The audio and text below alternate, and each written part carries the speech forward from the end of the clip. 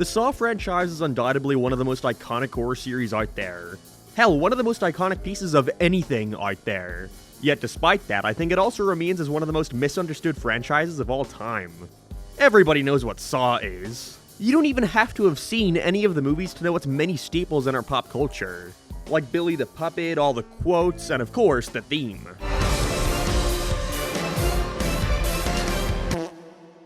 And that's because the series was not only advertised everywhere for the 7 years it was consistently put in theaters, but also because for decades it's been parodied, joked about, and most importantly, ridiculed. The Saw movies are some of the most consistently panned set of films out there. It's shocking they've been able to make so many because up until last month, there has not been a single one of these things to receive generally positive reviews. To me, the Saw franchise is like the prime representation for the 2000s. The outfits, the color grading, the grunginess, the hardcore rock songs, even perfectly encapsulating the whole good versus evil and the blurred line between the two. That was popular then. Move over, Shadow the Hedgehog. It's even known for popularizing the term torture porn. I mean, it's the goddamn poster child. I was terrified of this series growing up. I would always catch the yearly ads for the next installment that would pop up around Halloween. I remember seeing ads for Saw 3D where they'd show everyone in the theater getting trapped in, well, a trap. And I thought that actually did that to you. I thought if you were gonna see this movie, you were basically accepting your death. Saw 3D. Rated R. In 3D and 2D theaters October 29th. But really, at the time, all you had to do for that was go see Alpha and Omega instead. I only have two vivid memories of engaging with the series as a kid. The first was when I really got into playing Flash games on my family's crappy laptop, and I would constantly play Bart and Homer Simpson in Saw. Simple point-and-click adventures where you had to use your brain to escape the various things trying to kill you. Yes, this still scared me. And the second was when I was a little older, and started getting into horror movies with my sister and I renting out Saw 3 from Extravision to test our might. Obviously now, I realized starting with the third entry was not wise because we were immediately confused as to what the hell was happening and turned it off after 10 minutes. I like this movie, I swear. The series started to fizzle out after the 7th entry. They were putting them out so frequently that I think general audiences just started getting bored and moved on to the next big horror trend. But over the years we've gotten an additional 3 films, which rounded off to a nice 10. And in preparation for said 10th film, I decided I would finally see what all the hype was about, and marathoned through every Saw movie. And since then, I've done said marathon another 2 times, and will probably do it again because, after sitting through them I came to a realization. The Saw movies are fucking great. Not that they're high art or anything, god no. But simply in terms of being a piece of entertainment, I think these movies, with obvious exceptions I'll get to, are some of the most endlessly rewatchable, chaotic, and fun films I have ever seen. But the hard part is, recommending them to somebody is a little tricky. See, not only do they have to already get past the whole blood and guts stuff, but when watching through these things, you have to commit. You cannot simply put these on in the background your first time watching, or you will immediately become confused as to what the hell is going on. And God forbid you watch these a little bit apart from each other. I have watched through these periodically with friends who will come to me at some point like, wait a second, who's this character? Only for me to remind them that they were only the main character like 3 movies ago. And so with that, I had an idea. Let me take you guys through each and every facet of the Saw franchise. From the movies, to the video games, to the weird spin-off material, most everything I'm aware of. Reviewing each and every film and explaining the ever-so-convoluted plot as we go along. Get your notebooks out because there's gonna be twists and turns galore. You won't believe what happens next. In the hopes that maybe some of you out there who are also interested in seeing what the hell this franchise is about would want to check them out yourself and start to appreciate it. Because there is, genuinely, nothing out there like the Saw movies. Oh yeah, I'm in here by the way, I probably should have mentioned that. I want to play a game. No, we're not doing that. Wait a second, what is this thing? What is it doing here? What the fuck? Oh, you know, it's just the brand new limited edition LS marketable figure. That's right, I recently got the opportunity to create this cool figure based on my avatar, and I think it came out great. I wanted to do something a little more creative than your average figure, and so I instead designed this fancy little diorama based off my first ever ranking video thumbnail. Not only does it include the figure of my character, but it also comes with this non-specific family couch, non-specific family TV, and also this non-specific white-red collared dog, my favorite.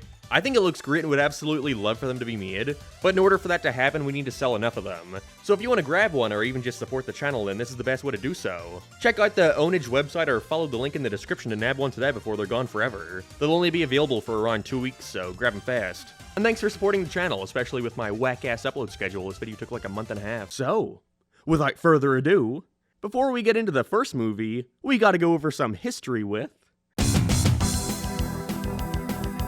Our journey begins with two unknown filmmakers from Australia, James Wan and Lionel.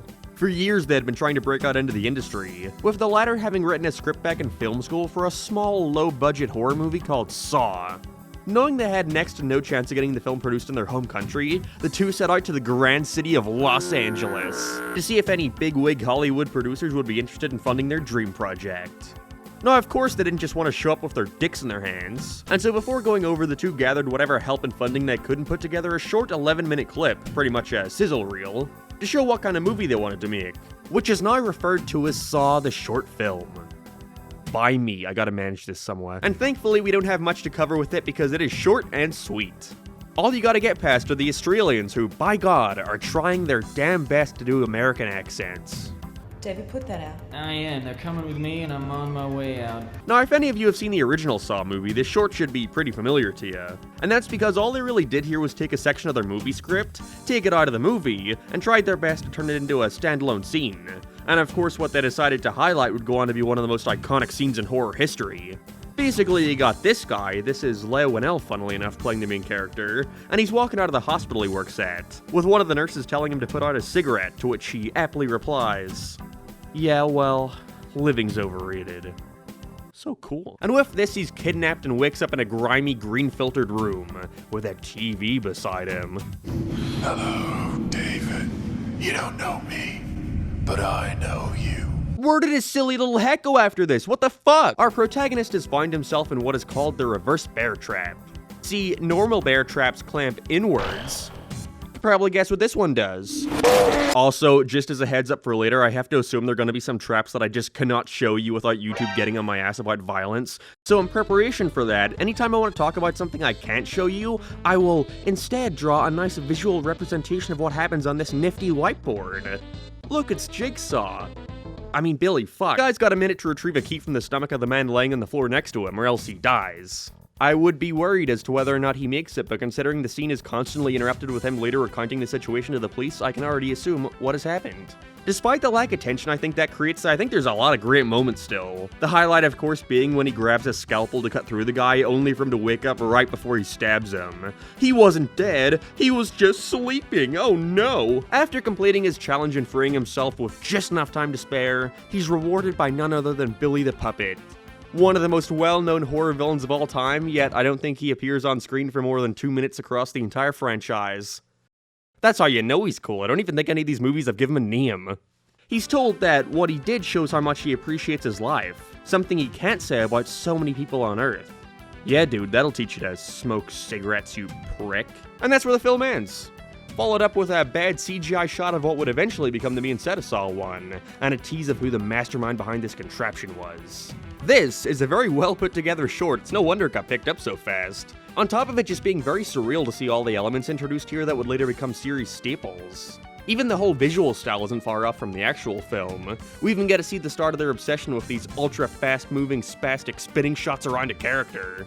I would say there's no real need for you to ever go back and watch this considering, again, it is almost shot for shot recreated in the actual movie. But, if you want to see where the franchise got its start, I'd say it's worth checking out at least once. Alright guys, now that we have that little prelude out of the way, it's time to get into the meat of this. The cool, epic, gory meat. It is now time to go over every single Saw movie. And a couple video games, I think. I don't know, I haven't decided yet. Just give me a break, okay? I've been very sick. So the initial idea for Saw came from one simple question. How do we make a movie using as little money as possible? Well, what if it all takes place in one room? And thus a billion-dollar franchise was born. Because of that, when viewed amongst the rest of the franchise, it's kinda hard for me to recommend the first Saw. It was clearly not written with an idea of where to take the series afterwards, and because of legal issues I'll get into later, the big question that you're left with after it ends doesn't even get acknowledged until, oh I don't know, movie 7? I like it, don't get me wrong, but most everything I love about this franchise is pretty much absent here, or is so turned up to 11 later on that it honestly makes the first movie seem so tame in comparison.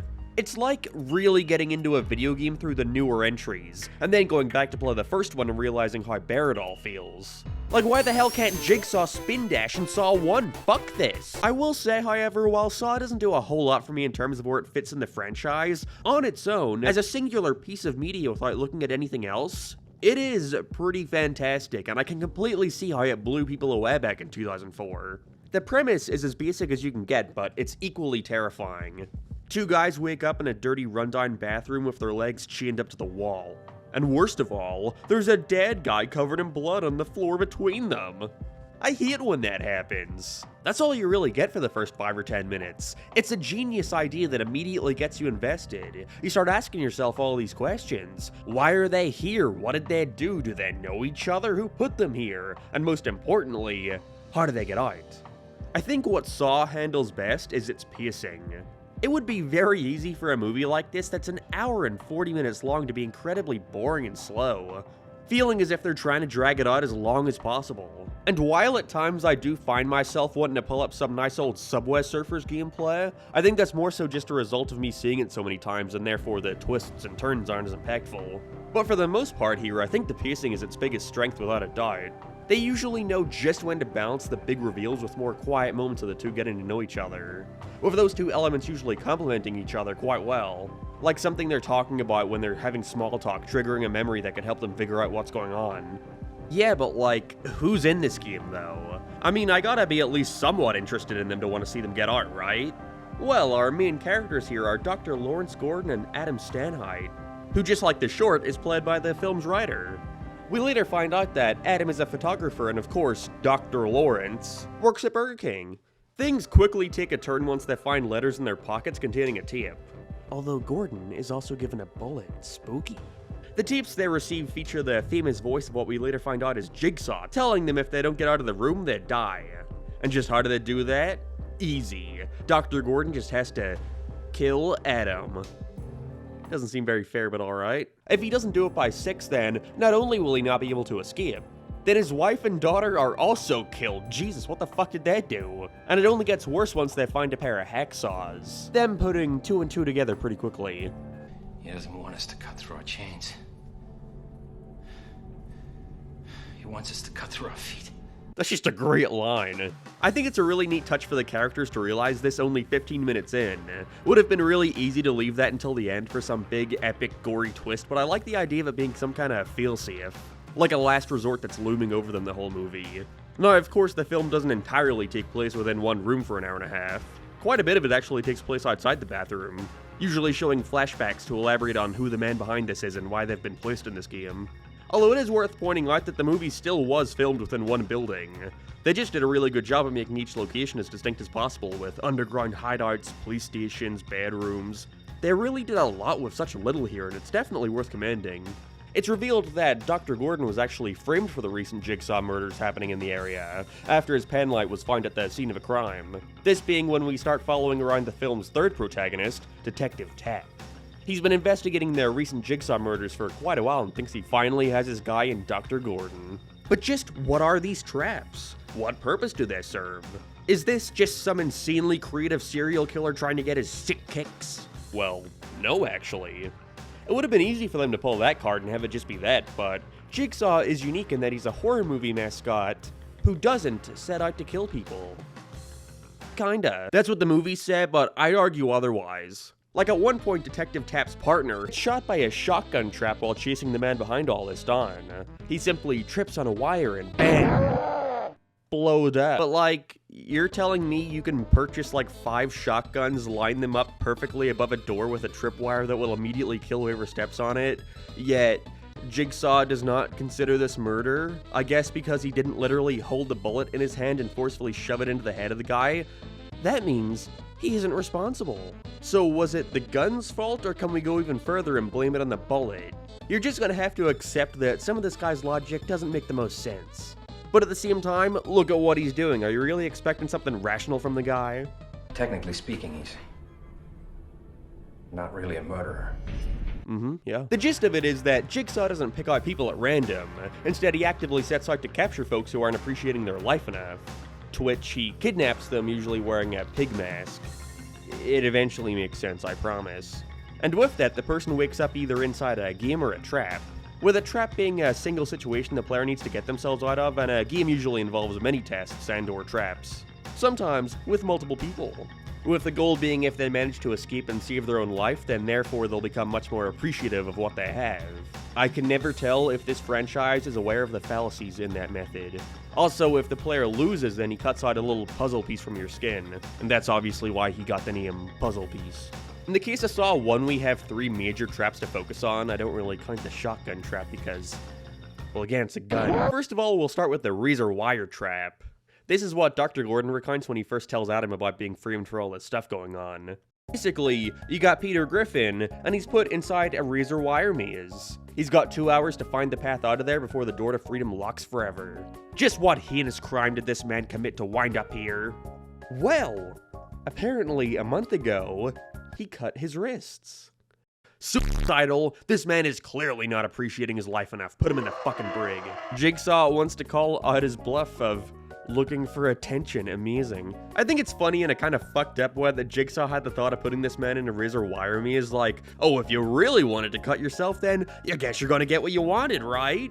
But at the same time, it was a month ago. What if he regrets it and is better now? What if that situation made him realize he appreciates his life?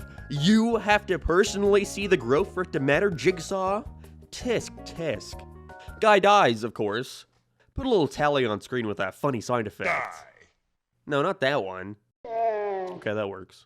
Also, I cannot stress enough how much I love the goddamn editing here. You have no idea. So next up is the flammable jelly trap. Yet another flashback to show us what the guy's been doing for the past 5 months. We got this guy, all we know about him is that he pretended to be sick. No context beyond that. What are we talking, like a day off work, college? Didn't want to go to a wedding? The severity of this does not seem to match the punishment because, by God, does he get the short end of the stick when it comes to reasonable traps.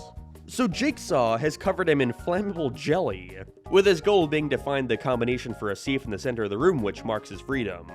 Only issue is the room is so dark that he needs to hold a candle up to the walls to read the numbers. Oh yeah, and also there's like a million numbers scattered across the walls, and oh yeah, also the floor is covered in glass. He doesn't make it. Lastly, in terms of standalone traps, we of course have the reverse bear trap, who this time is worn by Amanda, a junkie who needs to learn to not smoke drugs and be lame. It's incredibly similar to the short, with Jigsaw's explanation and the pacing of their escape pretty much being the same. But Shawnee Smith, I think, sells the fear and panic a lot better. It's really interesting getting to see this scene fully realized. And they even managed to sneak in a lucky piece of unintentional foreshadowing. He helped me. What could it mean? Ooh. That's all there is for traps here, really not that many. There's also a short appearance of a drill trap once the detectives infiltrate Jigsaw's lair that would drill a man's skull in, but we sadly don't see it go off. I mean, oh yay, they saved him! But again, it's extremely jarring going back to this movie and seeing how tame it all is. There's really next to no gore aside from the few money shots, which I'd argue isn't even a bad thing. If anything, it makes those moments stand out a lot more. There's a reason why the foot hacksaw thing became so iconic, and it's because it's the one point in the film where they don't shy away from showing you the character mangling themselves. As the film progresses, everything slowly starts to fit into place. As it turns out, Adam was actually hired by Detective Tapp to spy on Dr. Gordon, after his partner died to, again, the shotgun trap. He went a bit crazy, not believing the doctor's alibi. Him trying to catch him in the act is what caused Adam to get wrapped up in all this, which, again, a little unfair. Also, if you're wondering why Gordon was here, it's because he put his job above his family and might be cheating on his wife, but we find out that, well, he wasn't. Great. But just how does Jigsaw know this? Well, shortly into the film, we get to see him. It's this guy, Zep, from the hospital. He's like a janitor or something.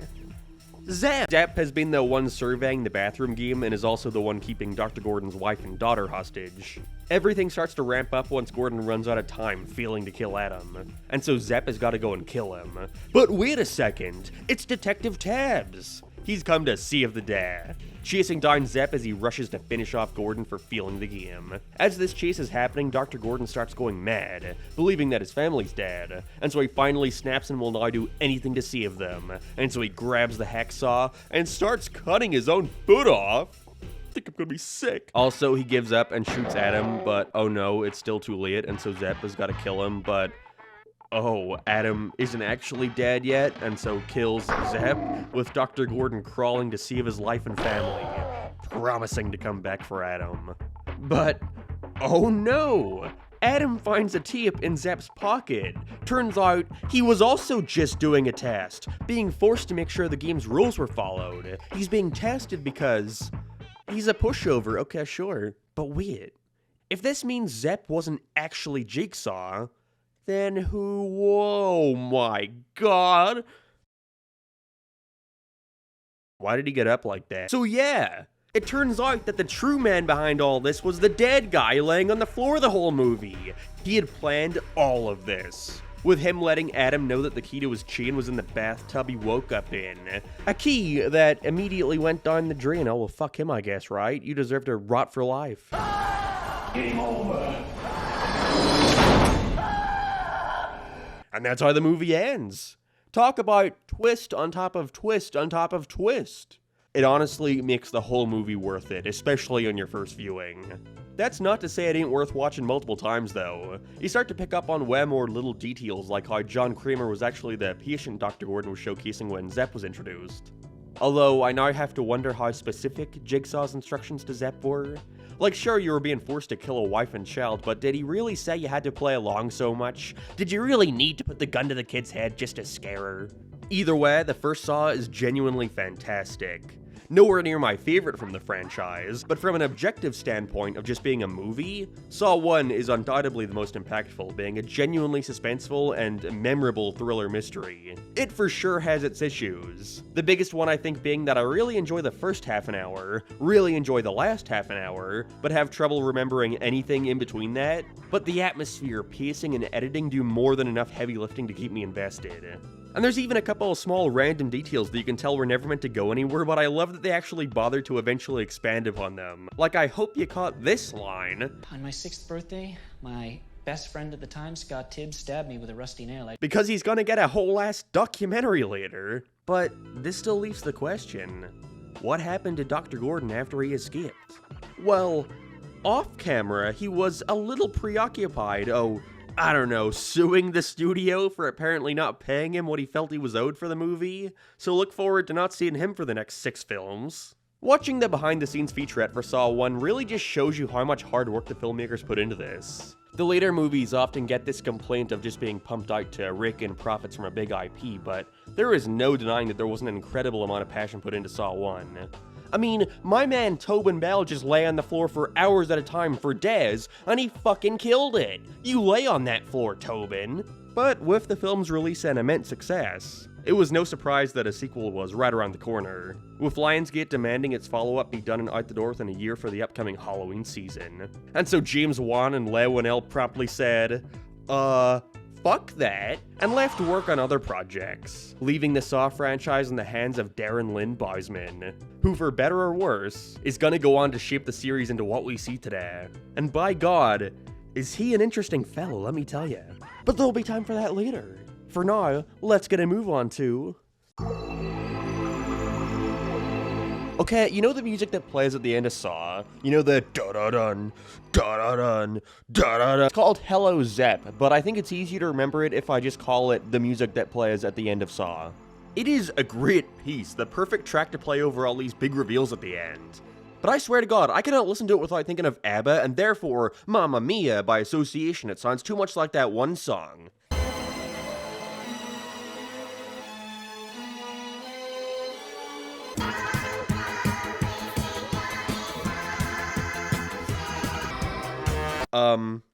Yeah, so anyways, the idea of Saw 2 came from one simple question. How do we make a whole entire movie from start to finish in only a year? Well, What if we just took some other random script from somebody else and turned that into Saw 2? Yes, that is really what happened. Enter the aforementioned Darren Lynn Bousman, an inexperienced filmmaker who had a script lying around for a horror film he wanted to make called The Desperate, which was rejected for being too close to Saw, and so they just made it Saw.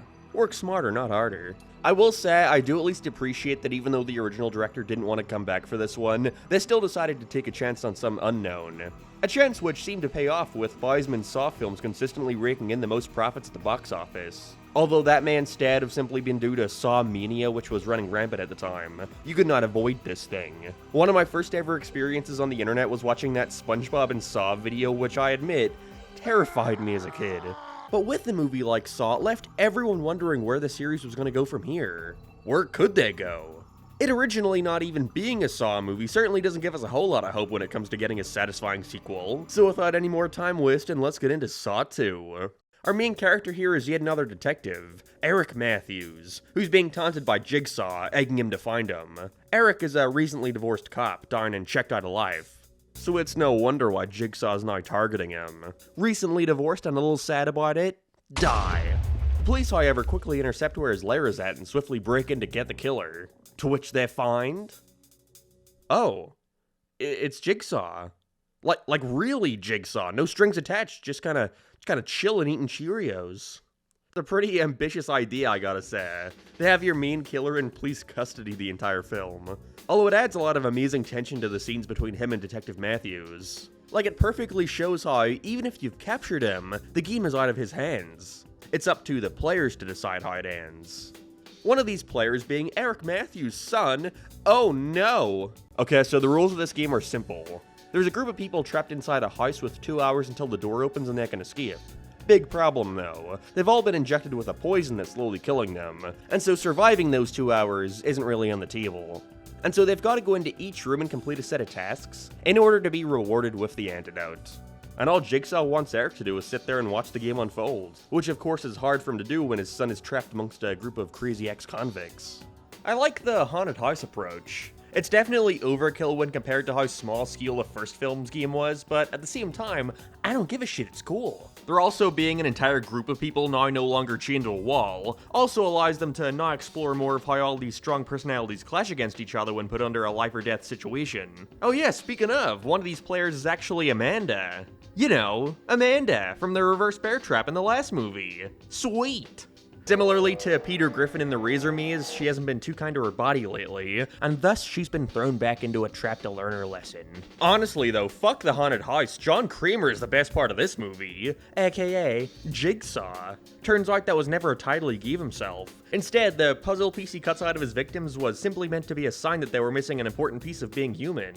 The will to survive, so cool. Pretending to be dead and all, he didn't really have much to do last time, which they more than make up for here, with the majority of this thing just being him and Detective Matthews talking at a table. It's here you get to see just how much of a perfect casting choice this was. He clearly loves playing Jigsaw. So much so that I have to preemptively apologize, because there are going to be parts in the script where I just call him Tobin instinctually because I can barely differentiate the two. He completely steals the show in any scene he's in, whether he's just quietly talking or taking pleasure in watching Matthews squirm, or even just taking a fucking beating. I love the approach of making your villain someone so weak yet so powerful at the same time. I'd like to go now until your son is pissing blood. We also learn more about his backstory, with it being revealed that Dr. Gordon had diagnosed him with brain cancer, given less than a year to live. And with that, it drove him mad, even attempting to take his own life. Knowing exactly when he was going to die caused him to become resentful towards all the ungrateful people in the world who don't appreciate what they have. And that's what's turned him into the morally ambiguous man we see today. I've never murdered anyone in my life. The decisions are up to you. Alright, we get all that, but what about the traps though? Where's the traps? And boy did they deliver. They really tried to top themselves with the amount of blood and violence in Saw 2. It's certainly more in line with what your average perception of a Saw movie is like. And with that, let's get into the whopping 7, technically 8 traps we bear witness to. Starting with the film's cold open, the death mask. This is used for nothing more than an opening to get you up to speed on how this Jigsaw guy operates, with this random guy, Michael Marks, sounds like a fake name, being tasked with cutting through his stitched up eye for a key. Otherwise, this Iron Maiden mask will close, crushing his face. Why is he being tested? Well, apparently, he's a snitch. And snitches, I guess, do indeed get stitches. Jigsaw's kind of funny like that. He dies, of course, but I think this is a solid opener. A lot of staples of Saw 1's editing returns here, like the incredibly quick jump cuts and speeding up the camera circling around the player. The Saw movies always have the same editor, so it's cool that no matter who's directing, all the movies still feel distinctly Saw. A lot of simple budgetary restrictions from the first film even become the norm here, like how much they relied on throwing grayscale photographs on screen for split seconds. Originally, they were nothing more than behind-the-scenes snapshots for promotion, but now they've become a staple of its editing style. Anyways, Death Mask is alright. Pretty forgettable trap, honestly, but I think that's more so because it's a character that we know nothing about, and is certainly the most tame of the whole movie. Next up is hardly even considered a trap in my eyes, but it gets a little shot out anyways. When the police break into Jigsaw's lair and begin sneaking around, we see one walking up the stairs and triggering a trap. Not the shotgun, thankfully. This time, it's just a nice little wooden plank that shoots outwards and breaks the leg of whoever stepped on it. I guess the stair killed him, right? Okay, so like, now this brings up another question I have about John Creamer's ethics that is only gonna get more apparent as the series goes on, but like, the police are just kind of doing their job. Like, a bunch of people in this city are dying. And whether or not you believe they deserve it, John Creamer is kidnapping, which is illegal. So isn't it just fucking natural that the police would want to find you and put a stop to the games? Isn't that the most noble trait a human can have? Putting another's life above their own? Willingly getting involved with you in order to save others? Those guys deserve to die? Like, look dude, kill all the police you want, but don't tell me you didn't do it, asshole. Alright, next up we got the first trap that takes place within the nerve gas house. Everyone wakes up in a room with a safe in the center. We don't know much about it now, so I'll leave it for later. This rando was too busy trying to get through the door John specifically said not to go through. And so, he gets shot by a gun. Yeah, nice reading comprehension, dickhead. Next up is the furnace. One of the players in this game is Obby, don't bother remembering his name. He's actually hired by John Creamer to kidnap the victims around him. So now he's tasked with climbing into the furnace and has two possible antidotes to retrieve. First one's free, second comes at a cost. This cost being the entire furnace, you guessed it, freezes him to death. All he had to do was turn this little valve that would have stopped the flames, but he was a little preoccupied dying. R.I.P. Wait, what was his name? Next room they go to, they find a pit full of needles, which is just an awful visual, by the way. With this big tough guy Xavier having to go in and find a key, with it opening a door to another antidote. But because Xavier's a massive pussy, he picks up Amanda and throws her into the pit in what's probably the most uncomfortable scene of the entire franchise. Again, Shawnee Smith does an excellent job at selling the pure pain she's suffering. I love that she becomes so numb to the agony that she just starts shoving her hands in and pushes through all the needles. She eventually does find it with time to spare, but this jagaloon fucking drops it while trying to open the door, and so it was all pointless. Cool. At least Amanda survived. She is definitely the best character out of this bunch. By this point, everyone is kind of getting delirious from the poison, and so this girl, forget the name, finds a box hanging from a ceiling. There's an antidote inside with 2 holes to put her hand through. There's also a lock with a key already in it that opens the box, but whoa, she didn't even bother reading the fucking tape he left. And so she shoves her hands in, and now I can't get them out as there are giant razor blades that will slice through her arms. This dumb klutz also just breaks the antidote, you ding-a-ling. But it's all good. Xavier has returned to save her. Why is he doing this? Well, I guess we should get back to the plot. So Xavier has come to find out that every player in the game has a number on the back of their neck that opens up the safe in the starting room. And so instead of, like, politely asking everyone what their number is, he set out to murder every single one of them to get it for himself. And he's only given more motivation once he finds out why they've all been put in this game. And it's because all of them were put in prison falsely by the hands of none other than Eric Matthews. Boy, it sure is a good thing they don't know this kid is his son. Oh no, they just figured it out. And so now the hunt is on. It's Amanda and the kid running for their lives from Xavier. But wait a minute. You said they were falsely convicted, right? As in, they didn't do the thing they were put in prison for?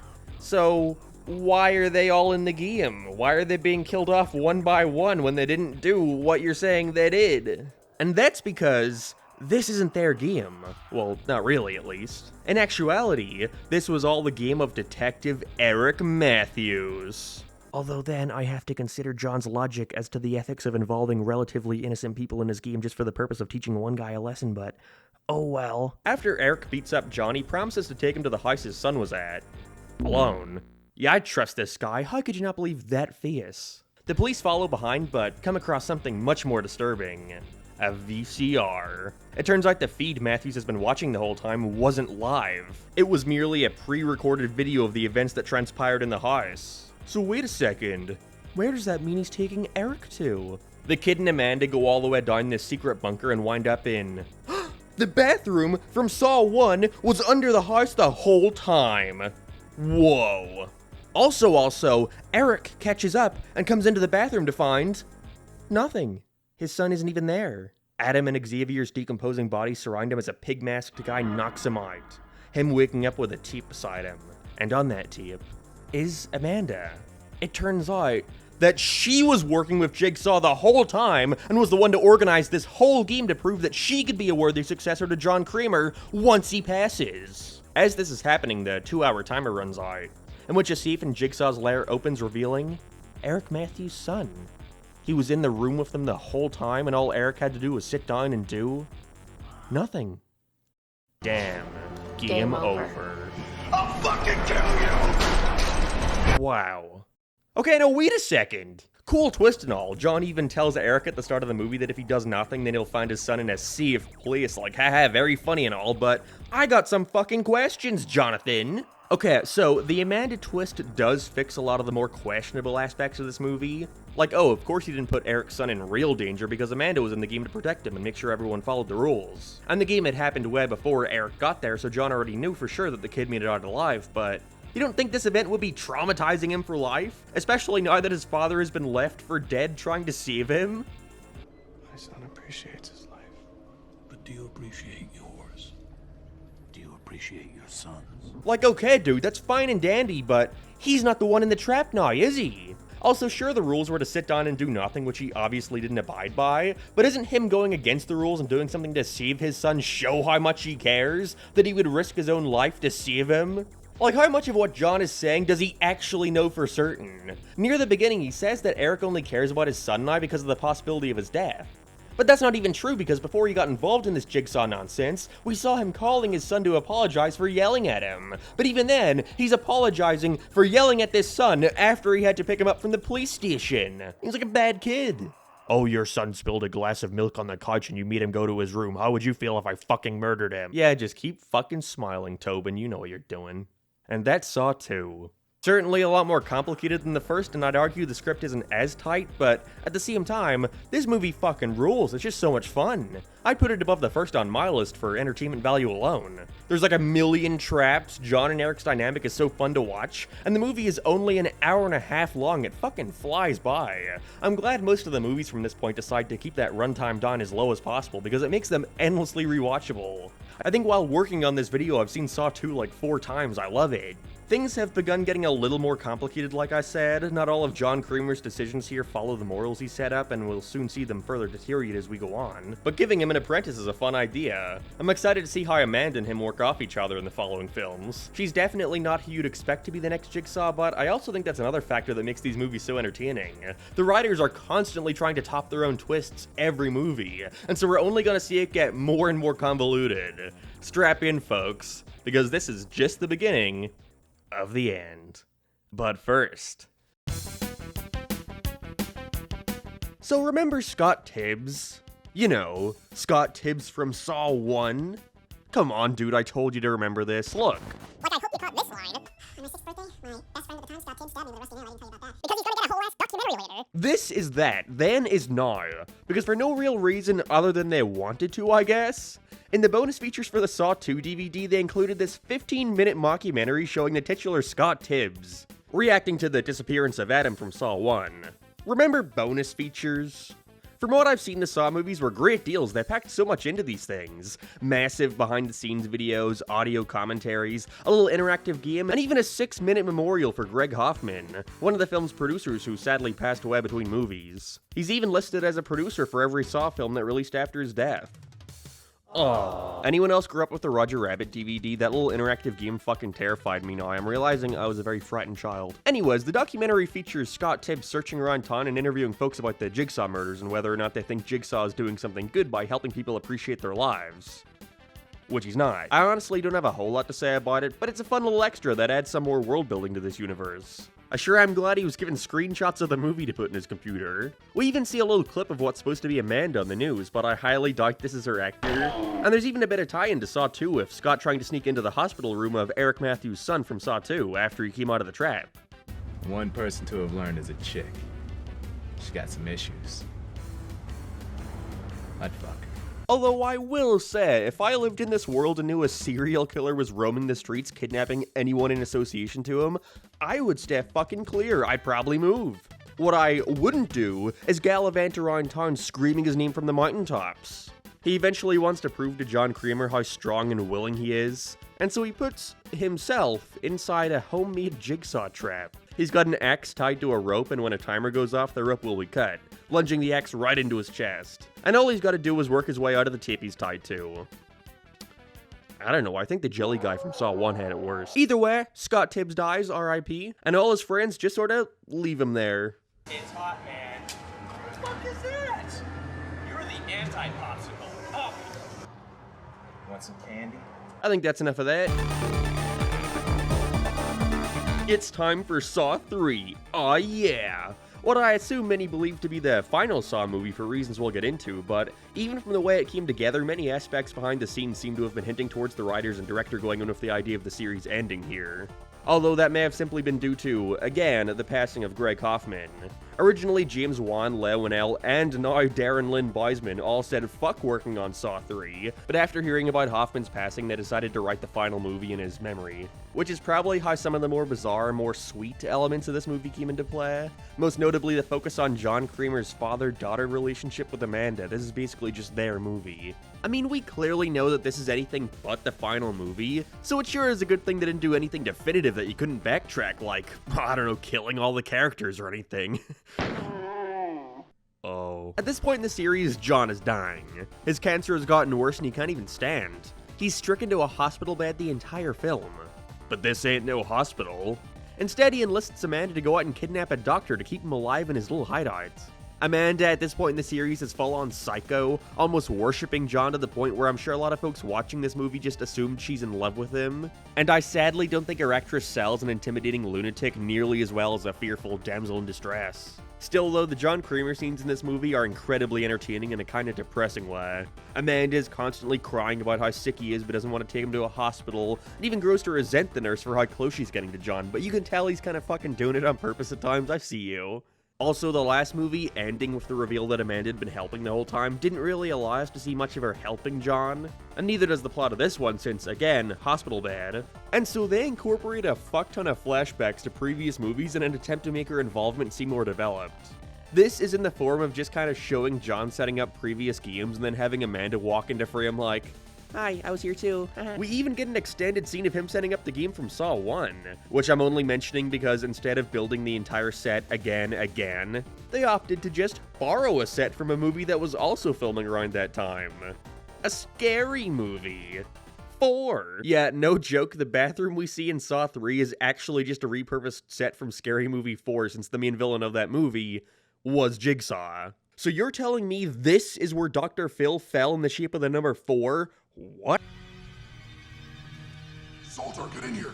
This one's gonna do it.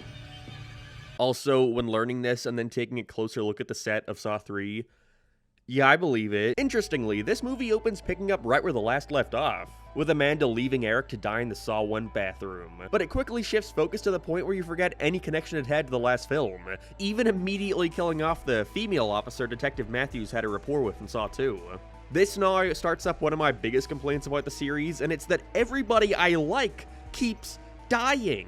More of a me thing, I'm aware, but I mean, you're just gonna kill them all just like that? It's mainly just because all the movies from this point pick up right where the last left off, but in an attempt to make sure each film has its own protagonist as to not confuse the audience, they'll do this thing where you have a character in one movie, they bring him back for the next one, just to kill him off. I swear to God, this happens like 4 times, and just makes me sad. I mean, this lady didn't do anything wrong again. She's just doing her job. Leave her alone, John. Dr. Lynn has some pretty simple rules to follow. Keep John Kramer alive until another man has finished his current game. If she can do that, then she lives, but unfortunately this means we have to sit and watch her perform brain surgery on John, and if you thought they'd shy away from showing you every single detail of this, you'd be mistaken.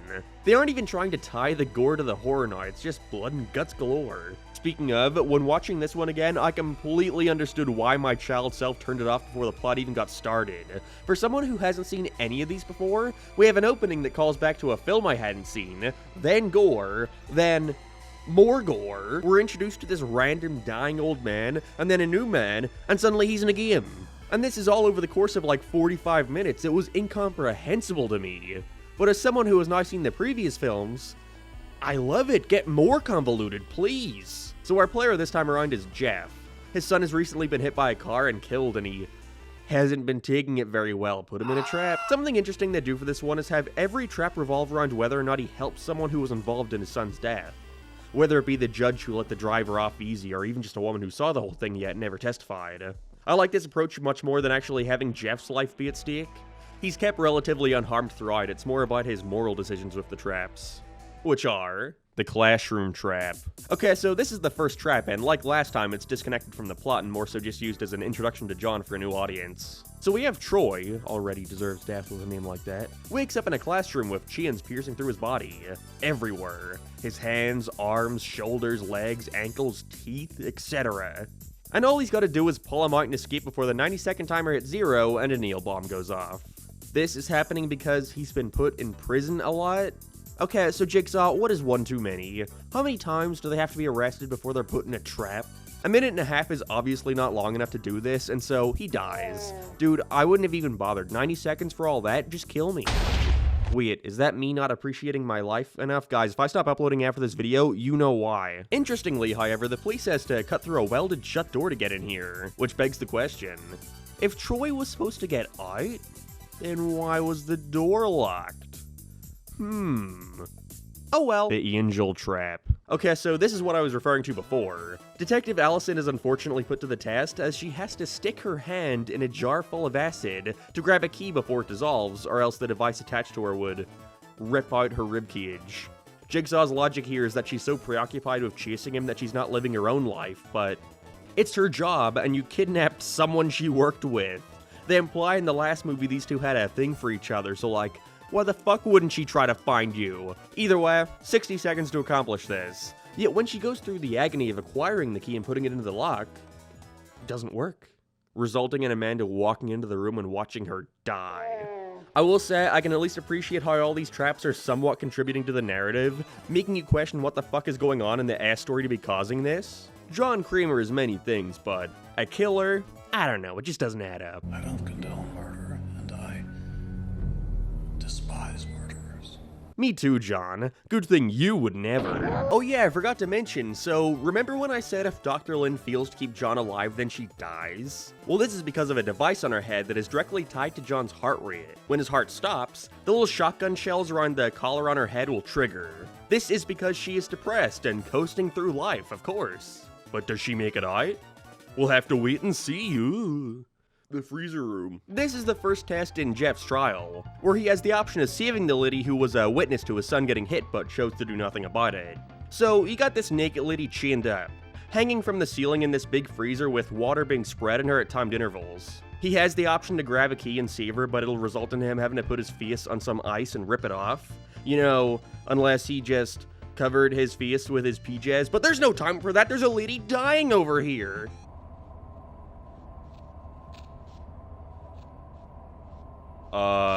Jeff? Lady, dying over here? Not even gonna attempt to do something about it until the last possible second, and even then, by the time he gets the key, she's an icicle? Great! What a stand-up guy. You trying to save her? Yeah. Eventually. Also, what if he saved her? She was expected to follow him along in his trials completely freezing and naked. She'd probably die anyway. What if Jeff woke up a little bit later? Could she have died before he got in? These are the kind of questions where if you're watching these movies, you just shouldn't ask yourself. Unless it makes it more fun for you, in which case, have at it. I know the idea for this one came from them realizing they've done a lot with fire, but not much ice. But I don't know, I'm one of those people who would rather freeze to death than burn to death. How about you? Let me know how you would like to die in the comments below. It's much less impactful to see on screen, I guess, when compared to Fire, but I at least do appreciate the effort in trying to make unique traps. And hey, the blue tint over the screen at least allows it to visually stand out, so, oh well, it's decent. This next trap, though, kinda fucking sucks. The pig vat. So we have the judge who let his son's killer off easy. He's tied to the floor of an empty vat that is continuously being filled up with chopped up pig guts and innards. That's it. I mean, I'm just saying, if I were ever put in a saw trap, I'd like this pussy shit, please. It isn't even that taxing for Jeff either. To save him, all he has to do is push a button that burns all of his dead son's belongings, including photographs. Really, John? That's gonna help him appreciate his life more? You rushing him through the grieving process? Also, it's only been like 6 months or something since the kid died, I'm pretty sure. Isn't that normal?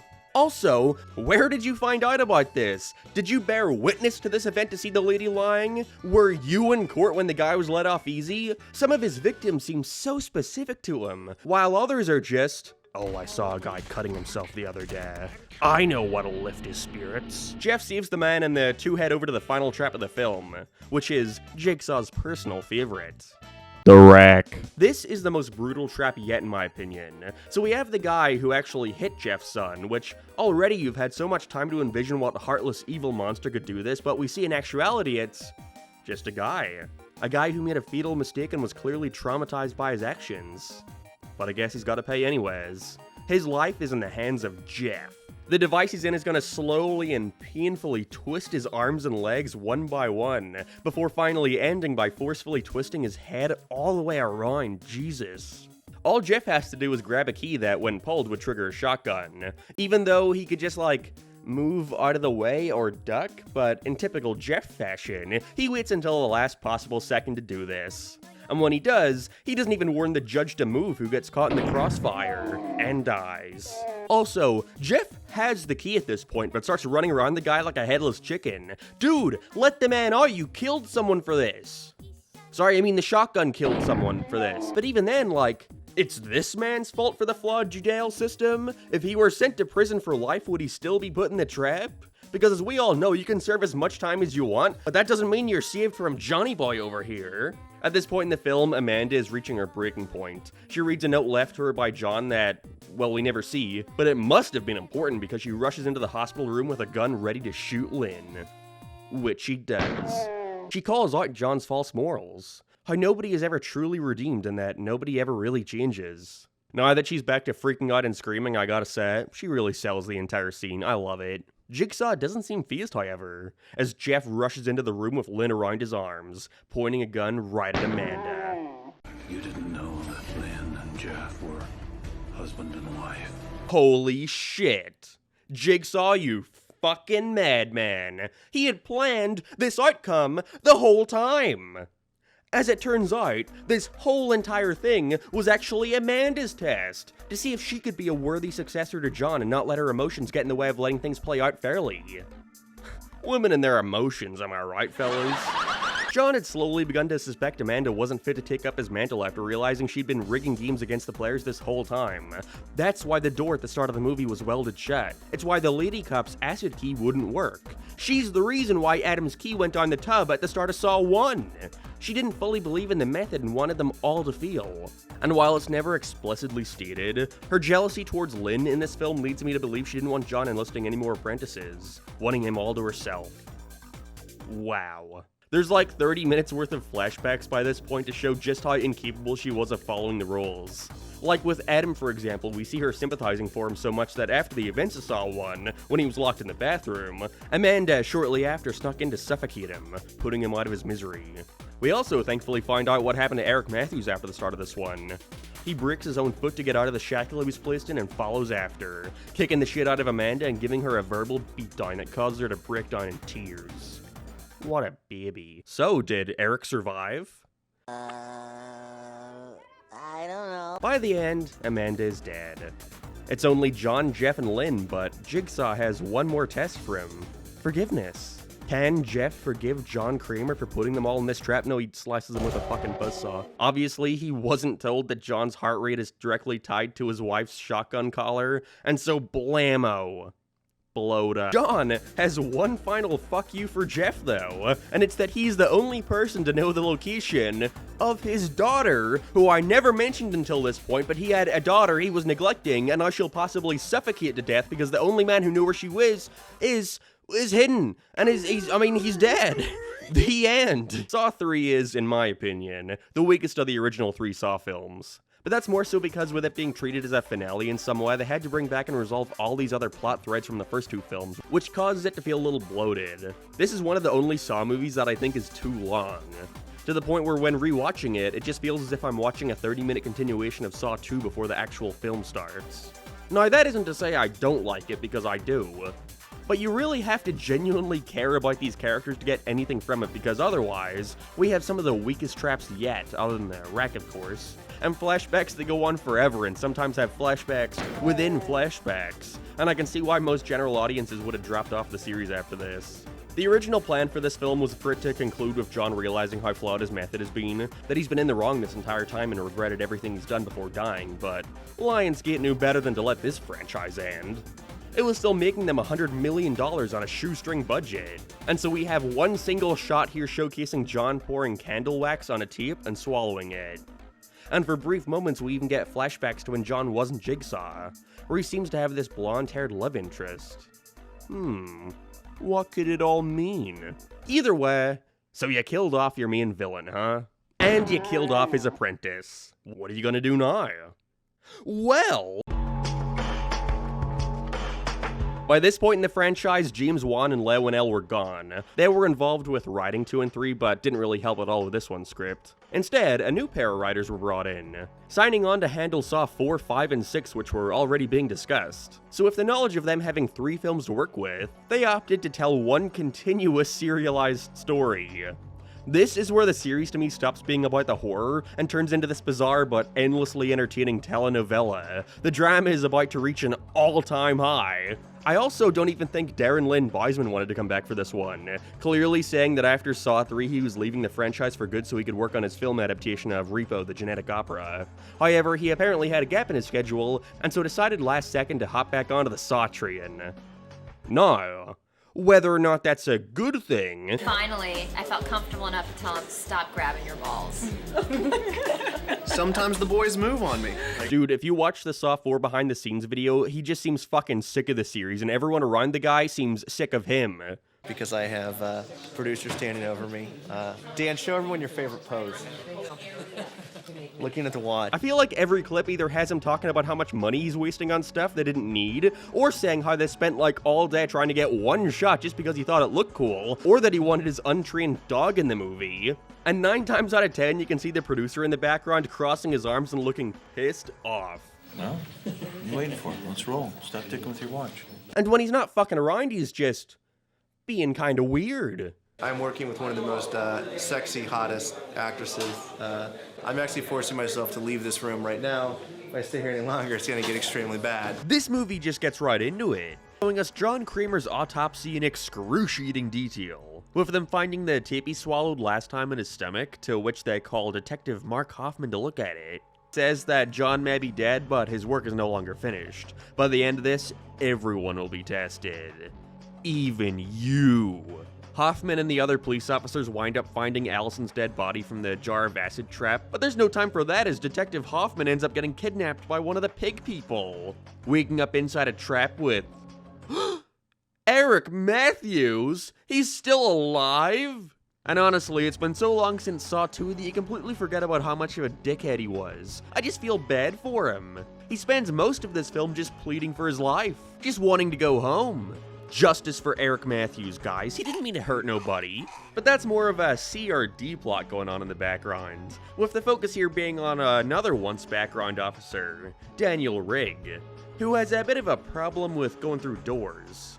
And he knows never to go through an unsecured door ever. He's become so obsessed with tracking down the Jigsaw killer that John has decided to put him in a game of his own, to try and make him understand why he does what he does. He's got 90 minutes to face a series of tests to try and overcome his obsession with saving everyone. I mean, I'd say that's a fine obsession to have. It's better than, I don't know, gooning. Our secondary protagonist here is Special Agent Peter Strom, who's been brought in with his partner Agent Perez to get to the bottom of all this hoopla, even believing that somebody else must have been helping John and Amanda with these traps, meaning this third apprentice could still be out there somewhere, and his prime suspect, Daniel Rigg.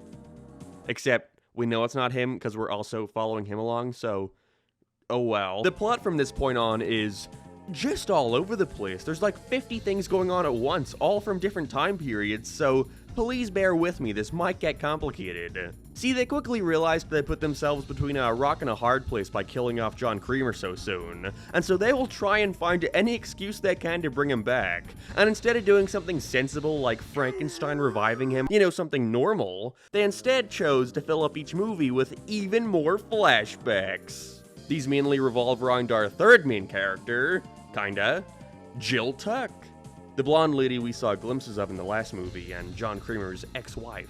She basically just spends the whole movie in an interrogation room recounting her experiences with John and what led him to become Jigsaw, with us learning a crucial detail that has never been brought up before, and it's that John and Jill were going to have a child called Gideon. However, on one fateful night at the drug addiction clinic she works at, a crazed lunatic rushes into the place to rob them, accidentally slamming the door right into her stomach, killing the baby and causing John to lose all his hope in humanity. So he's got two motivations now. Cancer and dead baby, yeah, they'll do it. The plot and themes from here mostly develop through the traps this time around, so I might as well just get into them now. I mean, that's what we came here to see, right? Come on, John, show me the Dick Twister 4000, the mausoleum. Like the last few, Saw 4 opens on a trap. Here we have Trevor and Art Blank. You can tell Art is going to be important because he was given a last name. They're both stuck inside a mausoleum, chained to this contraption in the middle of the room that's slowly dragging them both closer and closer, eventually strangling them. The key to releasing them is on the back of Trevor's neck. Only issue is, his eyes have been sewn shut, along with Art's mouth, so one can't see and the other can't communicate. Perfect. Trevor just automatically assumes the muffled screaming in the room must be his captor, and so he starts swinging all these weapons trying to kill him, and so Art makes the bold choice to murder him in cold blood to save himself. Wonderful. I don't really care for this opening, it's not all that gory, and I don't know or care about either of these guys to be invested in who gets out. We could start any one of these by far. The scalping seat. Alright, this one is hard to watch. This is the first of Daniel Rigg's tests, where his instructions are to literally do nothing and let the game play out. Which is an odd choice to go for, considering that was also the test of Saw 2 and Saw 3, but whatever. The twist this time around is that the games are happening IRL. We're not in any old dingy warehouse anymore. Riggs is walking around to these traps at different parts of town. This one's in his house, where this lady Brenda is tied up to a chair with her ponytail caught in a mechanism that will slowly pull at it until her entire scalp is ripped off. Gross. It only activates once Daniel pulls the mask off her face, so I do wonder what would have happened if he just did nothing, played some Call of Duty. Either way, he chooses to help and pays the price because of it. As after he frees her, she grabs a knife and tries to kill her. As it turns out, Jigsaw left her a tape too, saying that if she gets out of the trap, she has to kill Daniel, or else he'll send her to prison for her crimes. Which, like, would have happened anyways, lady. You got your scalp half ripped off, so you gotta go to the doctor or something. The bedroom trap. This trap takes place in a motel owned by this guy called Ivan. He's a pretty scummy guy, raping and abusing women and filming it all for his own sick pleasure. And so Rigg is forced to put him inside his own trap. He ties him down to a bed and is given 2 triggers, which upon pulling would send this miniature scythe right into his eyeball. Yuck. If he doesn't press both triggers and pierce his eyes within 60 seconds, then all his limbs get brutally yanked off one by one. This one kind of bothers me because of this dumbass being dumb. Like, why would you press the triggers one at a time? Your pain would be quicker and the trap would be over sooner if you did them both at the same time. Only made more infuriating because he's so taken aback by the pain of the first one that he doesn't even bother with the second one, causing himself to be ripped into pieces.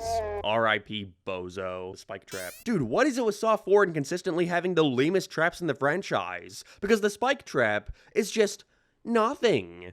Again, because they're all related to the theme of having Rigg needing to learn not to get in their way, it results in so many of them just feeling like set pieces. Which, I mean they are, but they feel so disconnected to everything else going on. This time we have a husband and wife both hanging from a ceiling together, with spikes going through them all over their body. They pierce her at an area that wouldn't result in permanent harm, yet comes out of him from one of his major arteries. And so she doesn't bleed to death, the lady has to pull all the spikes out of herself, killing her husband in the process. This is because her husband abuses her and she needs to learn how to stand up for herself. Yeah, put her in a trap, she deserves it. Daniel seems to finally be learning though, as he promptly tells the woman to fend for herself, leaving her there while alerting the police. Perez is his trap. Not really a trap, I guess, so special shout out to this mini trap. This happens after the police come to the same school that the spike trap happens in. Agent Perez walks up to this Billy puppet that tells her and Strom that if they don't stop sticking their nose in his business, then they're going to end up killing an innocent man. I sure wonder what that means. It then blows up in her face and presumably kills her. What a way to go. The knife chair. Alright, this one is unique in that not only does it take place during a flashback, but I think it's also the first trap John Kramer ever created. He's grabbed Cecil to test it out, the man who murdered his unborn son. It's also worth mentioning we get to see John actually kidnapping him, which is only notable because it's clearly during a Chinese New Year celebration, with it being the Year of the Pig.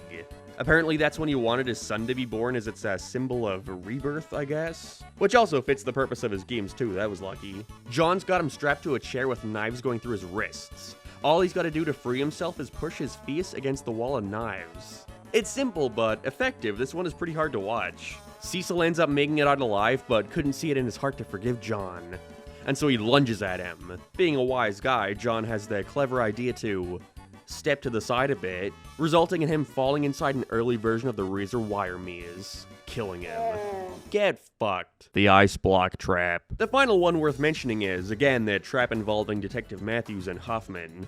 They're both balancing on a giant scale, with Eric hanging from the ceiling and standing on top of a big block of ice that's slowly melting. Which if it does, it will hang him and tip the scale, dropping Hoffman into a shallow body of water that's hooked up to an electrical box. Also, as it turns out, the guy monitoring them both is Art Blank from the start of the movie. He's got to keep them both alive or else the contraption around his neck will sever his spine. He was John Kramer's lawyer before he went crazy and pissed him off one time, that'll do it. All that needs to be done is to wait for the timer to reach 0 and they'll be all home free. But what is this? Is that Daniel Riggs coming through the door? Boy, I sure hope he remembers to never go through an unsecured door ever. Although, I don't know, we're also seeing Agent Strom chasing after him and something about this place looks familiar. Looking very Saw 3-ish around here. You see your fucking hands? Where is my daughter? No, that didn't. That wouldn't. It's too dumb yet. It's also kind of brilliant. So, as it fucking turns out, Saw 4 is not a sequel to Saw 3. It isn't even a prequel. Instead, Saw 3 and 4 were happening concurrently, at the same time. That's what concurrently means. But then, like, why end the last movie on a cliffhanger about Jeff finding his daughter, when in reality after the credits rolled he died like 4 seconds after? Whatever, you know what, Saw? I respect it. With the 4th film, you had the opportunity to finally remove yourself from the mess that was the plot of the first 3 films, but instead, you chose to just keep piling on. I'm just along for the ride at this point. And of course, Rig rushes into the ice block room with 1 second to go, unintentionally causing the death of Art Blank, Eric Matthews, and Mark Hoffman. Yeah, that's what you get for trying to save your co-workers. Oh, you've got to be shitting me. Game over. So, Detective Mark Hoffman was the 3rd apprentice this whole time. He was also helping out Jigsaw for ages, enough to have helped out when setting up Saw 3 at least. How many more of these can we get before we're just dealing with the absurdity of Puss in Boots? Honestly though, I will say, this twist isn't immediately obvious to a first-time viewer, at least due to their smart editing choices. Like right before Hoffman wakes up in the ice block room, we see a brief clip of him before showing a pig mask behind him. At first you think this is to show him getting kidnapped, but upon closer inspection this isn't because he was being captured, it was his pig mask hanging on the wall. Also, I noticed that at certain points in the film he's holding this green plush toy, which those with a keen eye would notice that it's the same toy that Jeff's daughter was holding near the beginning of Saw 3. It's a genuinely well set up twist, I can't be mad at it. This also gives the opening to Saw 4 a whole new meaning. When Hoffman comes in to listen to the tape John swallowed, that was actually happening after Saw 4 once John's body was discovered, which is why he already knows who Hoffman is. But he also said he still needed to test him, so I guess we'll see what comes from that, won't we? Either way, the film ends with Hoffman locking Agent Strom in the hospital room John died in, where he's gonna rot forever, except not because I've seen the other movie, he's here for like 10 seconds. Spoilers. Overall, despite how much I do love these two ending twists, I think Saw 4 is one of my least favorites in the whole franchise. I don't know, there's just way more here that infuriates me.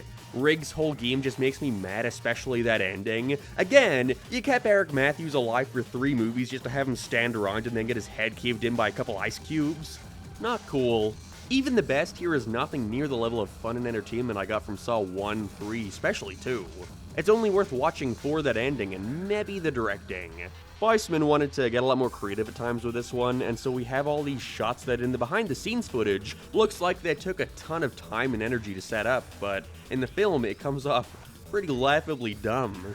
Like all the weird transitions where they try to blur the line between different scenes by having them bleed into each other, this shit looks like a nightmare to pull off. Was it needed? No. But does it look cool? Yeah, kinda.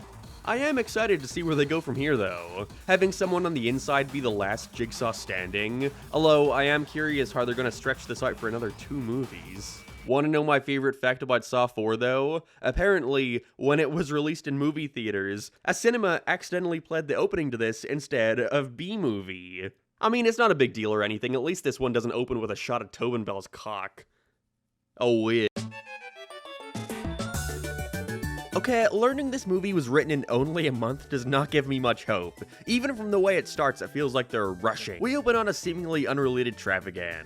The pendulum. I can't separate certain traps into a single section for this one, or else we'd be jumping all over the place even more so than usual, so enjoy this. You got Seth Baxter over here tied down to a metal table, with a massive swinging pendulum going back and forth right above his stomach. After 30 seconds, it'll be lowered to touch his body, and after a further 30 seconds, he'll be completely cut in half. All he's got to do is put his hands inside these machines to his left and right, that once pushed will slowly crush them. Seth does this, yet the trap seems to be rigged. Doing this again, are we? Cool. Anyways, other than that, we pick up right where we left off. Strom has just been locked inside the hospital room and looks for a way to escape, which he finds thanks to John's infamous green slime door. But immediately after escaping, he's once again captured and put in a trap, this time with the intent of killing him. This is the water cube, pretty self-explanatory, but basically Strom's head is inside this cube. There's a couple water jugs above him that are gonna fill the thing up with water, drowning him. But being the badass he is, Strom has the clever idea to grab a pan from his pocket and shove it into his throat, then taking out all the mechanical parts, allowing him to breathe through it, surviving. Gotta say, this single moment of ingenuity makes me like the guy a heck of a lot more. Everyone give a nice little golf clap to Special Agent Strom. Although it does make me wonder why the guy behind this capture would bother to take everything out of Strom's pocket except for his pen. Also, it sure is lucky that Agent Perez got blown up by the Billy Puppet last movie instead of Strom. That would have thrown a wrench in your plan. As Detective Hoffman leaves, he's touted as a hero for saving Jeff's daughter. Glad we got the resolution to that plot thread set up 2 movies ago. However, Hoffman is shocked and, more importantly, scared to see that Strom has made it out alive. Strom still suspects somebody on the inside is taking up Jigsaw's mantle, and so it's up to Hoffman to get him off his tail. This whole film is basically just one big game of cat and mouse, and I kinda love it for that. Strom and Hoffman are both characters that I actually find myself really having fun with. Mostly Hoffman, he's just such a prick. And so to see this super fast, tense situation play out of the 2 trying to figure out what the other knows is genuinely exciting, especially after Mark has just gotten a letter on his desk reading, "I know who you are, spooky." Oh yeah, Jill Tuck is also back, receiving a box left her in John's will. But just forget about that for now, it literally does not come back at all in this movie. I mean, could you imagine what fan reaction would be like if they never made a Saw 6? It'd be Five Nights at Freddy's all over again. Because of Saw 5 sharing all its major characters with 4 and, as we'll soon see, 6, it causes all these movies to blend together in my mind. But as a standalone movie, it somehow has elements that result in it being one of my favorites, but at the same time, decisions that I absolutely hate, and never like returning to. And that's because of one thing and one thing alone: the traps. They wanted a gimmick for the 5th entry, and that gimmick was to have 5 people wake up in a room together, with each trial involving every player at the same time. And I'm sorry, but they're all just so fucking boring. It was just a bad idea from the get-go in my opinion, and I think simply talking my way through the traps will show exactly what I mean. First up is the necktie trap. The 5 of them wake up with collars around their necks and a long cable that connects to super sharp blades. They have to get a key in front of them to open up the collars within 60 seconds, but by one person going forward, the others get pulled back. Already just lame. The kill is also the worst looking one yet visually, but even then, it's all presented in a way that comes off so phony. Such fake tension. Like that guy with the glasses gets his key super quick. way faster than anyone else. Yet he apparently spends the rest of the time off-screen twiddling his thumbs because he only manages to get his collar off within like a second to spare. It's like the editor suddenly realized that having him get out of his way sooner than later and having to just stand there and watch the rest of them would look stupid, so they had to rework it all in a way that's just kind of annoying. Next up is the ceiling jars. Yeah, that is the name. So we have 16 glass jars being suspended from the roof, along with 4 locked chambers around the room, each with a specific shape as a lock. The 4 remaining players have 60 seconds to break the jars and look for the right key. Only problem is, only 3 of these chambers actually have keys that are in the jars. And so it becomes this big fight to see who gets what, with Doug Walker over here getting the short end of the stick. Does that sound exciting? Watching them break jars? I always thought saw traps involved some sort of pain or injury. And I don't necessarily need that, but this feels as if it could have been some random ass fucking game show. Well, minus the blowing up part. Now we have the riveting electric bathtub. We have a bathtub filled with water in the center of a room, with 5 coils surrounding it. The players need to find a way to close these 5 circuits in order to open the door, in which they have 3 minutes. Bit of a jump there. 60 seconds, 3 minutes. This is to give them time to talk really boringly for 5 fucking minutes. What they're supposed to do is each of them holds a current and suffers a small shock, but knocking this lady out and sticking her in the tub works just as well too. Cool. I honestly have nothing more to say about this one. 10 pints of sacrifice. Okay, this is the closest any of these get to feeling like real saw traps, and even then, it comes off so lazy. All they have to do is stick their hands in a hole with a buzzsaw inside, and give up a total of 10 pints of blood to open the door. What am I to say? Blood. This is where they realize the big twist, that I'm not even gonna bother hyping up to you because of how little I give a shit. So, at the last second, these 2 knuckleheads over here figure out that every player could have survived every game. Whoa. Every key would have worked in the first one. The chambers were big enough for more than 1 person. They were only supposed to give 2 pints of blood each instead of the 5 they gotta give up now. This just comes off so forced. You can see this coming from a mile away and it doesn't feel satisfying once it's finally dropped on you. Just makes you go, well, duh. Now, all of these lame traps would be bad enough, but there's something worse than the lackluster action, and it's that every trap is preceded by like 5 minutes of the characters just standing around, talking, getting to know each other, trying to learn how they're all connected, and I just don't care. These guys have nothing to do with Jigsaw, and nothing to do with the main plot of the movie. Oh, this one guy was hired to burn down a building so they could fucking buy the property or some shit, but oh no, the building still had people left in it, so they all have blood on their hands. Cool. You wanna have, like, the traps reflect this in some way? Maybe even just present it to the audience somewhat creatively instead of just having the characters T-pose around giving endless amounts of exposition? No? Perfect. Fuck this movie, but I like it though. The ultimate reason why I think this bugs me so much is that I'm so invested in Mark Hoffman and Peter Strahm. Their scenes are all genuinely great and fun, and so to have them continuously be interrupted for these baby Fisher-Price saw traps make them feel like such pace breakers. So fuck it, let's just get back to it. This movie, once again, aims to bring back Tobin Bell through extended flashback sequences, this time to show how he and Hoffman even met. As we find out, it was Mark who was behind the pendulum trap at the start of the film. The man in it was responsible for killing his sister and didn't get what he believed to be an adequate sentence. And so he took matters into his own hands and tried to frame it like a jigsaw trap. Now, of course, why would you fucking do this? You might as well be putting a target on your head. And so John Kramer captures him. And after a brief game with yet another shotgun trap, he loves those, he gives Mark a little proposition. To join him and help upkeep his games, or else he's gonna tell everyone what he's been doing. And so Hoffman is really just doing this because he's being blackmailed, but he also just seems to kind of like doing it. It's kind of unclear. Jigsaw also goes on like a million speeches here about his ideologies, and it only gets dumber. You didn't see what he fucking did to her? Killing is distasteful. It can never be personal. Yeah. You know, except when you killed the man who caused your wife's miscarriage. If a subject survives my method, he or she is instantly rehabilitated. Yeah. You know, except for Amanda and Jeff. And the man who caused your wife's miscarriage. This is also when they started subtly trying to address criticisms of their films within the movies, like how John Kramer comes off as this omnipotent god who can predict the outcome of any situation. They address this by having him say, I anticipate the possibilities and I let the game play out. Yeah, but You've literally never been wrong about a single thing, though. Fuck murdering people. If I were John Kramer, I'd be playing the lotto. Just about every other flashback is also used to show us that he's been helping Jigsaw the whole time. Like when Agent Strahm investigates the razor wire trap from Saw 1 and we see that Hoffman was actually the one to plant Dr. Gordon's pen light there. Or how we see them kidnapping Peter Griffin. And so Strahm pretty much figures out what's been going on, and so heads over to Jigsaw's lair to see what's up.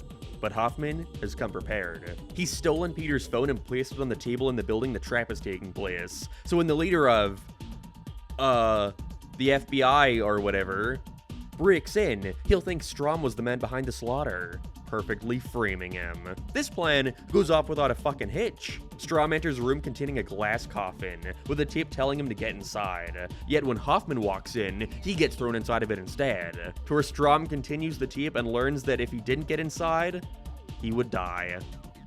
Probably should have listened to the full thing. Dude, this part hurts, honestly. As Hoffman is lowered into the ground for protection, the two walls in the room start slowly closing in. There's no escape for Strahm as we have to gruesomely watch him get squished to death. And we see it all. See, it's that thing again. I've spent the past 2 movies growing attached to this guy. Now you're gonna make me sit and watch him get brutally murdered? Fuck you, Hoffman, but you're still cool too. Overall, I'd still say I prefer Saw 5 to 4 solely because of the stuff between these 2 characters, who I have just recently learned have a massive shift together in the Saw fanbase. But damn, dude, the traps, you know, the thing you actively go to Saw movies for, are the weakest in the series here, just unbearably boring, and it makes coming back to it such a chore. Still though, now that Agent Strahm is dead, it'll be interesting to see where they go from here for the final installment of this little arc. Will Hoffman get caught? What was in Jill Tuck's box? Why was such a horrible actress allowed in these movies? Well, okay, I can answer that one. At this point in the series, the editor for each film has actually taken over directing duties. Saw 6 is actually his directorial debut, which I think I should be worried about, but if there's anything you should know about Saw 6, it's that it's the fan favorite. Many calling it a cult classic and believing it to be the peak of the series. Do I agree? Yeah, sure, it's good. 2 will always hold a special place in my heart, but at the same time, 6 is definitely worth praising, mainly due to how surprisingly well it follows up Saw 5 and gets you hyped for Saw 3. D. We pick up, once again, right where we left off. Hoffman has escaped and is using Strahm's severed hand to place his dirty fingerprints all over the traps. Seems like the coast is clear, except oh no, Agent Perez from Saw 4 has actually been alive and well the whole time. And so now they're more adamant than ever about finding the right evidence needed to come public about Strahm's involvement in the murders. And they've just found their smoking gun.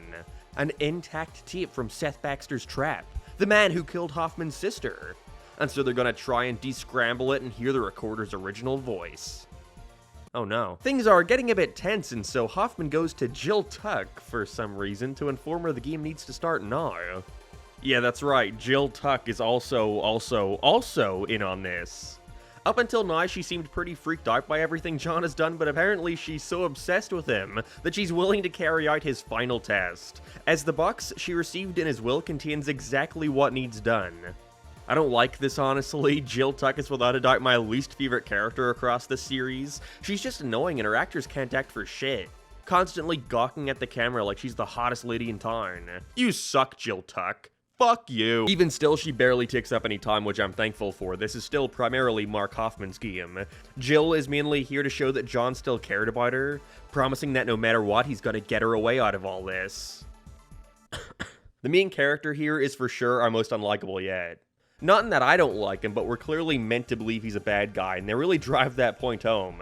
He's the head of a big life insurance company who's more preoccupied with making money than actually helping people. He's comically evil and money hungry, having a group of 6 employees who he refers to as his sharks, who meticulously look for errors and contradictions in people's insurance requests so they can decline them. Basically, giving them a death sentence. So, John. Him declining somebody insurance is the same as killing him? But the shotgun trap, he declined assisting John in getting an experimental surgery that could have helped him possibly survive his cancer. And so he's put in a game to show just how hypocritical he can be about his insurance methods once the people he's killing are put right in front of him. So he personally slighted you, but it can never be personal, right? It's an oddly political setup for a Saw movie. We even get a prolonged scene of John ranting about the American healthcare system, even cutting to random shots of politicians talking on TV. I kind of fucking love it though. Saw 6 by far has some of my all-time favorite traps in the series, with him having to get through all of them in 1 hour in order to save his family. With us having a mother and son locked inside a trap with the threat of acid pouring onto the— wait a second, is that Roderick? 10 out of 10, no questions. Roderick rules. Yes! Roger rules! Also, this news reporter who's been sticking her nose around Jill Tuck is also stuck on the other side of this trap. She's also just a horrible actress, so I'd rather not show you her right now. I'm too preoccupied by talking about all the fun and memorable traps we see in this film, starting with the pound of flesh.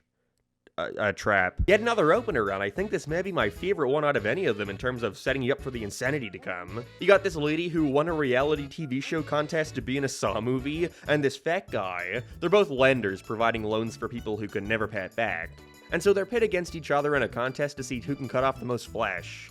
Whoever's skill weighs more than 60 seconds is the winner, with the loser having 2 nails drilled into their temples, ouch. This is great, she's clearly at a disadvantage because she's all skin and bone, and so we see her go crazy and try to straight up chop off her own arm, which grows in size after being cut off, whoa. She wins because of this, and I love how they use this opportunity to once again acknowledge how dumb John's logic is. Mark Hoffman visits her in hospital and asks if she at least learned her lesson, to which she aptly replies, "What the fuck am I supposed to learn from this, huh?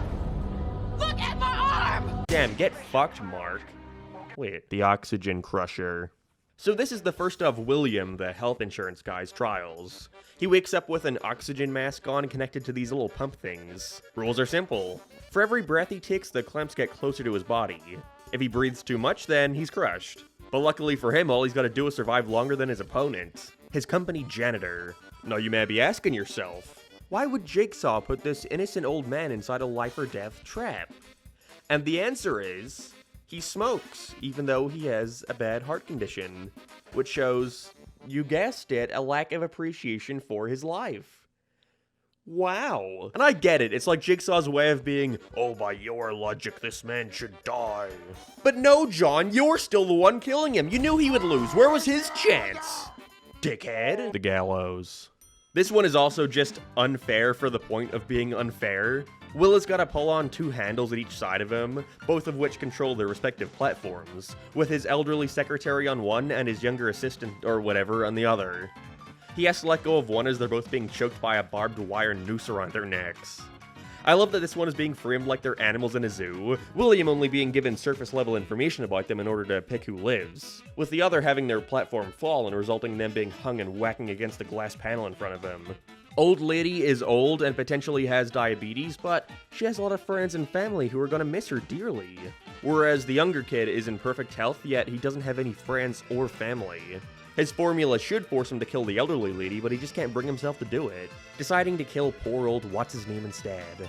That's what you get for having no friends, loser. But wait, how the fuck is she gonna get down from here? Is there a floor there? Alright, just leave, whatever. The steam maze. Now we have William's lawyer, Debbie. And boy, does she get the short end of the stick with this one. She's placed at the bottom of a steam maze, with Will having to pull levers and suffer being hit by scalding steam whenever she traverses her way up to him. However, being the klutz he is, he just can't stop letting go of it, meaning she's consistently burned. She actually makes it to the end of it safely. Relatively safely. Where she only has a couple seconds left to get the device placed on her off. As if not, it'll shoot a metal rod up her head. Where's the key though? Well, it's inside William. And so it's a fight to the death that she obviously fails. 90 seconds to do all this? This doesn't seem very fair. The shotgun carousel. Dude, it's always a shotgun. But I think it's the best use yet, as the carousel is for sure one of the greatest traps in Saw history, and it's surprisingly entirely down to the actors' performances. It's already just a fun idea to have all the characters constantly spinning around the camera to contrast against how much the camera instead spins around the characters in these films. But all 6 of his sharks are in this thing, because it's Saw 6, and he has the ability to save any 2 he wants, with the rest getting bullets to the chest.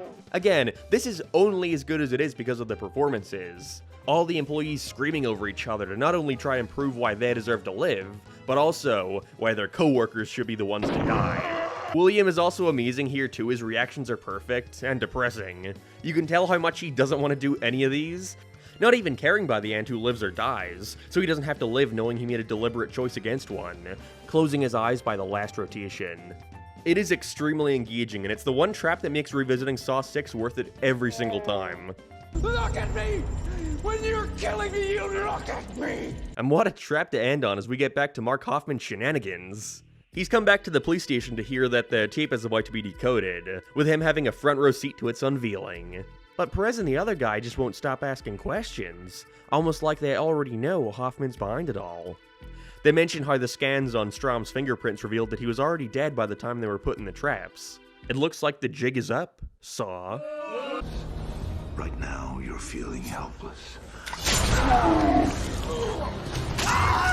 Oh my god, Jesus Christ, he fucking snapped. In such a rush to get back to the game, he kills everyone in the room, burns it to the ground, and gets back to William entering the final room to meet with his family once again. His family being his sister. Wait a minute. So as it turns out, the mum and Roderick were never this guy's family. Instead, they were the family of a man who William declined insurance for at the start of the movie. The father later died due to his lack of medical insurance, and so Jigsaw put the man's fate in the hands of them. They can choose whether or not the man who killed their father dies. Which he does. No, Brad! You killed my father, you motherfucker! He gets crushed in the back and poked by an excessive amount of needles filled with the acid that's been there the whole time, his body dissolving in half. Jesus. As this is going on, Hoffman returns and gets knocked out. He wakes up tied to a chair at the hands of none other than... Jill Tuck. She goes to the box John gave her like 2 movies ago and pulls out the new and improved Reverse Bear Trap 2.0, ready to use it on its first victim, Mark Hoffman. Like he said in his death tape during Saw 4, John still had one final test left for Mark. He knew that Mark never appreciated human life, getting some kind of sick joy out of brutality. He also knew that Mark wanted to get rid of Amanda in Saw 3. He wanted her to feel. And so when John told Amanda to look for the note she read that caused her to kill Dr. Lin, Hoffman switched it out at the last second with one simple demand. Go and kill Lin, or else Mark will tell John Amanda's big secret. That she was the boyfriend of Cecil, the guy who killed John's unborn son, and was actually standing off to the side of that situation the whole entire time, basically forcing her to get herself killed. Wow, Mark Hoffman. You rock, that is next level prickery. Although, did John know that Mark switched out the letters? In which case, he would know that Amanda feeling wasn't really her fault, as she was kind of fucking forced to do it, so... Why they waited until Saw 6 to dump all this info on us, I'll never know, since most of this happened in Saw 4. It's at the point now where you kind of forget all that stuff happened. And because Hoffman wasn't actually physically present during those movies, it is a little silly to show just how much influence he had in the background. But at the same time, I adore this ending. It is so dumb and convoluted, but it somehow makes a little bit of sense. Except for why Hoffman wanted Amanda to feel, other than personally not liking her, but whatever. This badass even manages to escape an unbeatable trap, breaking his hand to get out of the chair and sticking the bear trap through a window, so that when it goes off it would get stuck in the metal bars, and leave him relatively safe except for his cool scar face, I guess. Every time I revisit Saw 6, I remember why I like it so much. Kevin has gone all in on the absurdity, and I am all here for it. It feels like they're no longer trying to appeal to a general audience, and instead are just making these for the folks who want to see how fucking stupid it gets. A decision which they perhaps leaned too far into, as Saw 6 wasn't a box office bomb or anything, but was also a huge drop-off compared to every other Saw movie. This is when Paranormal Activity came out, another cheap, low-budget horror movie that took the world by storm for a while. Saw was getting a little old for anyone who wasn't following along with the plot. I imagine for teens and adults who just want to see a fun, spooky horror movie on Halloween, they'd have trouble even comprehending what's going on half the time, considering they don't even feel like movies anymore, just episodes of a serialized TV show constantly picking up where the last left off. Even still, Lionsgate were willing to give Saw one final go-around, no future sequels planned. They declined the pitch to make Saw 7 a 2-parter, cutting its plot from a potential 3 hours to an hour and a half. And most importantly, they wanted to go all in on one particular gimmick that has aged so poorly that calling this Saw 7 isn't even accurate. So let's end off this arc with Saw 3D, otherwise known as Saw, the Final Chapter.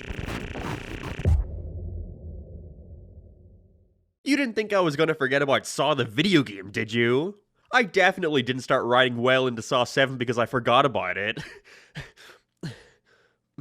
This game was developed by Konami and released for Xbox 360 and PlayStation 3s back in 2009. It was originally handled by a different developer and was seen as a pretty big deal, bringing back James Wan and Lee Winnell to write some of the story and design new traps. However, after the development team went under, it got taken over by Konami, who aimed to change its direction a bit, making it more similar to their Silent Hill franchise with the intent of having them both released concurrently for years to come. Then me too. I know I have an Xbox 360 laying around my house somewhere without any wires and also a PS3 that I forgot I owned. And so now I have to ask myself, am I really gonna go out there and buy the hookups just to play Saw the video game? Alright, here's the deal. I'm gonna go to my local game store, and if they miraculously have a copy of Saw, then fine, I'll play through it, BRB.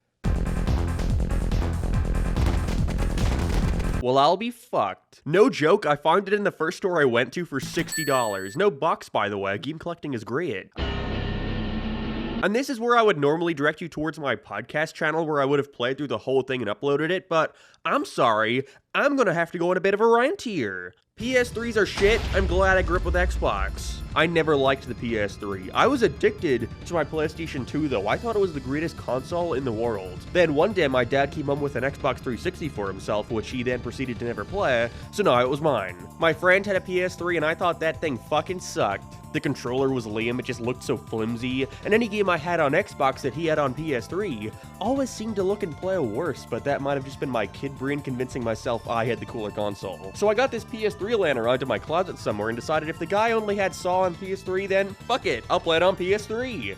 What a mistake that was. First of all, I put it in and the disc didn't read. I tried to eject it and nothing, it's stuck. Brilliant, this $60 game I just bought is now stuck in my console. There's always something. I tried all these fancy tricks YouTube tutorials teach me and nothing. And so now I have to go all the way to Home Depot to buy a small enough flathead screwdriver to manually twist it out of there. I put it back in, still stuck. I take it out and put it back in again, and this time it reads and now the eject button finally works. Brilliant. So we get out the Elgato and set it all up.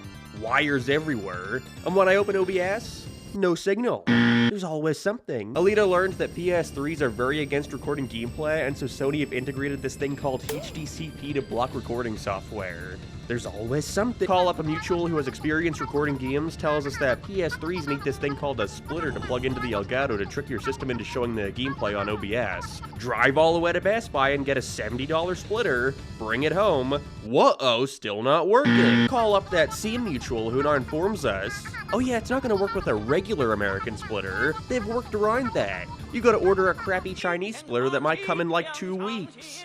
So fuck me, I guess. So $150 later, I finally have Saw the video game set up.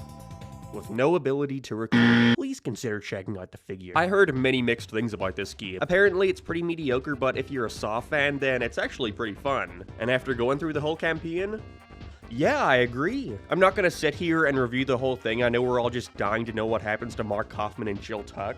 And going through this game at the time it came out must have been so weird for people following the timeline. Cause this whole thing stars Detective Tapp from Saw 1, right in between the events of Saw 1 and 2. I will say the best thing about this game is the story. It just feels like a Saw movie. The only parts that really take me out of the immersion were every time I'd have to rescue someone from a trap, because in the movies it's like, oh, pull out your eyeball and fucking dunk it through this basketball hoop. But in the game, it's, alright, there's like 10 TVs here, match the pictures. The game itself is just a generic third-person action survival game where you're going through an insane asylum chasing after Jigsaw and rescuing people in traps like Amanda. Abby from Saw 2, which was a surprise. Turns out he wanted to be in a trap, which is why he eventually helps John gather everyone for 2. And the wife of Detective Singh, Tapp's partner who died too. The shotgun trap. I've been joking about that this whole video, but after playing through this game, no, the shotgun trap really is the key to all this. Without it, the franchise would not look the same. First of all, there are shotgun traps all over the place here, it's infuriating. You have piss poor sight even with a flashlight or lighter, so you have to tiptoe all over the place, making sure you don't accidentally step over one. They always put it right after you forget about looking for them. It pissed me off. But as it turns out, Detective Singh dying kicked off the entire series. It led to the man in that drill trap from the first movie we saw blaming the whole thing on Tapp, causing him to get fired and even sued by Singh's wife for not calling backup. Also, him getting fired meant they had to put a new detective on the head of the Jigsaw Files case, which ended up being Mark fucking Hoffman. The shotgun trap is the inciting incident for the entire franchise. I knew it would be important. I never really cared for these games. As a kid, they were all kind of boring and tedious to me, so I can't really say Saw does anything that stands out as being truly awful. But I imagine if these games are your thing, then its issues would be a lot more apparent. Overall, I had fun and it was short enough to not get too infuriating. And as a fan, I got a kick out of seeing them develop these old characters more. There are two endings to this game. One where Tapp continues to follow Jigsaw, killing Sing's wife by mistake, and then having to go to a mental house, and one where he gives up his obsession, and then shoots himself in the head as a result. Now, which is the true ending? I don't know, guess we gotta play the sequel and find out.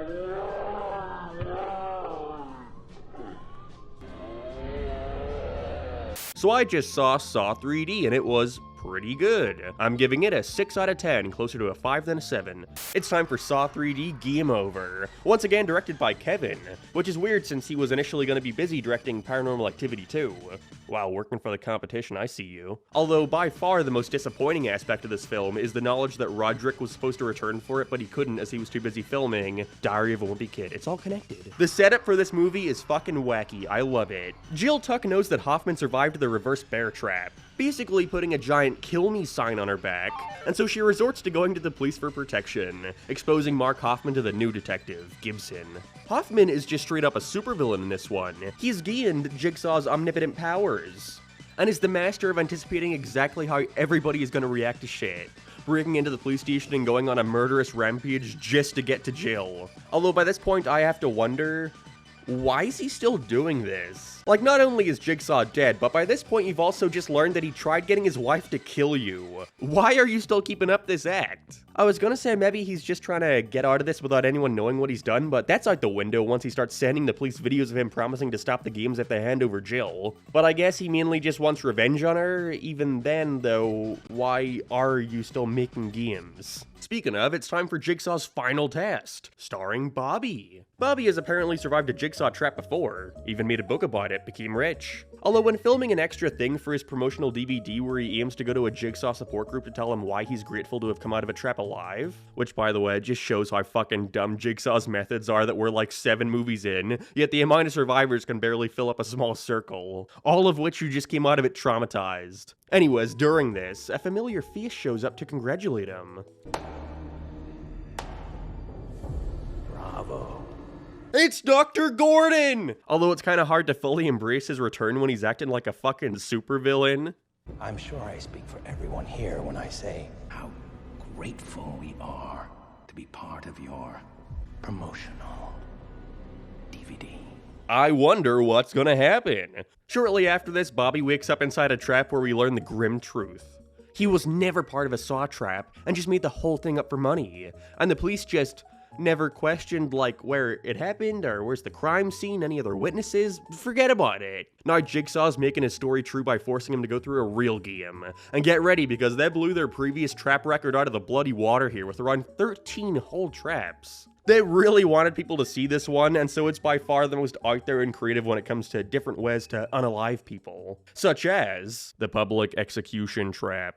The public execution trap just screams trailer moment. You know what, I'm gonna click on the trailer and see what they start with. Oh, there you go. You can just feel the marketing push behind this one. The thought process was clearly, alright, we'll have it start off like a normal movie and you don't know what it is yet, until you realize that it's a Saw trap happening IRL, whoa! 2 guys wake up with their arms chained to a contraption sporting 3 saw blades. One at the left, one at the right, and one in the middle. Jigsaw gives them the choice of who to kill. Brad, Ryan, or Dina. Brad and Ryan of course start trying to kill each other for thy fair maiden's hand, before realizing she's a 2-timing bitch. In which case the bro code overrides, and they choose to saw her in half. But like, how did John Creamer know she was 2-timing them? Was he just like sitting in the food court at the mall watching her sitcom switch between the two? Wait, why is he dressed like that? Also, just to get it out of the way, if you're wondering why the blood here looks so different when compared to all the other films, it is sadly a result of them using special blood that's designed specifically for 3D movies. Meaning if you're watching it as is, it looks like this weird pink color. It's pretty lame, honestly, especially when compared to how harsh and dark the blood was in previous movies. The Pain Train. Sorry, I mean the Pain Train. This is part of Jill Tuck's dream where she imagines Hoffman setting up this massive moving contraption on rails that has a giant spike on the end of it, rushing towards her chained up in the middle. Once again, this was clearly just done for the 3D effect, and I think the writers could tell how much people hated Jill Tuck, and so they wanted to throw in some fan service of her getting brutally murdered. I mean, what? The horsepower trap. Okay, this may be the most elaborate of any Jigsaw trap yet. We got the lead singer of Linkin Park, that is not a joke, waking up inside a car with his bare back glued to the leather seat. He's got to pull on this lever through the window or else a massive chain reaction will be set off. The car will fall, resulting in the wheel crushing a girl's head. This guy chained up to the back of the car has his arms yanked off, and this guy tied to the door right in front of the car would get driven into, with the car eventually driving out and crashing into a pile of trash outside and launching him out the window, his skin ripping off in the process. When did he have time for all this? This is because they're all racist. Hey, I may be a murderer, but at least I'm not rude. The Hoffman and Jill stuff is so heavily removed from the actual trap shit that I have to wonder, when do they find the time to set any of this up? Again, playing the Saw game only reminded me of how far removed we've gotten from where the series started, and I'm all for it. Let's get more crazy. The lawnmower trap. This is a short flashback to one of the Jigsaw survivors, recounting how her and her husband were holding onto handles directly above a floor of spinning lawnmower blades. She made him let go and survived somehow. Boy, I would fucking suck at this. I'd fall immediately. The suspended cage. Alright, now for Bobby's game. Yeah, we got all those traps before the main plot of the movie even starts. I'm telling you, they went all out. This first one, though, is pretty tame. The cage is risen above a bunch of spikes and he just has to use his momentum to swing to the other side. Yahoo! The silent circle. Alright, here's where things get interesting. Nina is Bobby's publicist, and she's in the trap that straps her to a chair in a straitjacket, surrounded by 4 large metal rods all aiming right to her throat. All Bobby's gotta do is pull a fish hook out of her stomach that has the key attached. Only issue is, anytime she makes any kind of noise, the rods get closer to her throat, eventually piercing her. She doesn't succeed. There's so many of these, I just gotta rapid fire them. The impalement wheel. We got Bobby's lawyer, Suzanne, strapped to a bed that keeps her horizontal. She's slowly being pushed towards yet more metal rods. This time they would pierce her eyes and mouth if she got too close. All Bobby's got to do is lift some heavy metal bars that will stop her movement, stop it for 30 seconds and she can leave. Only problem is when he lifts these, spikes pierce the side of his body.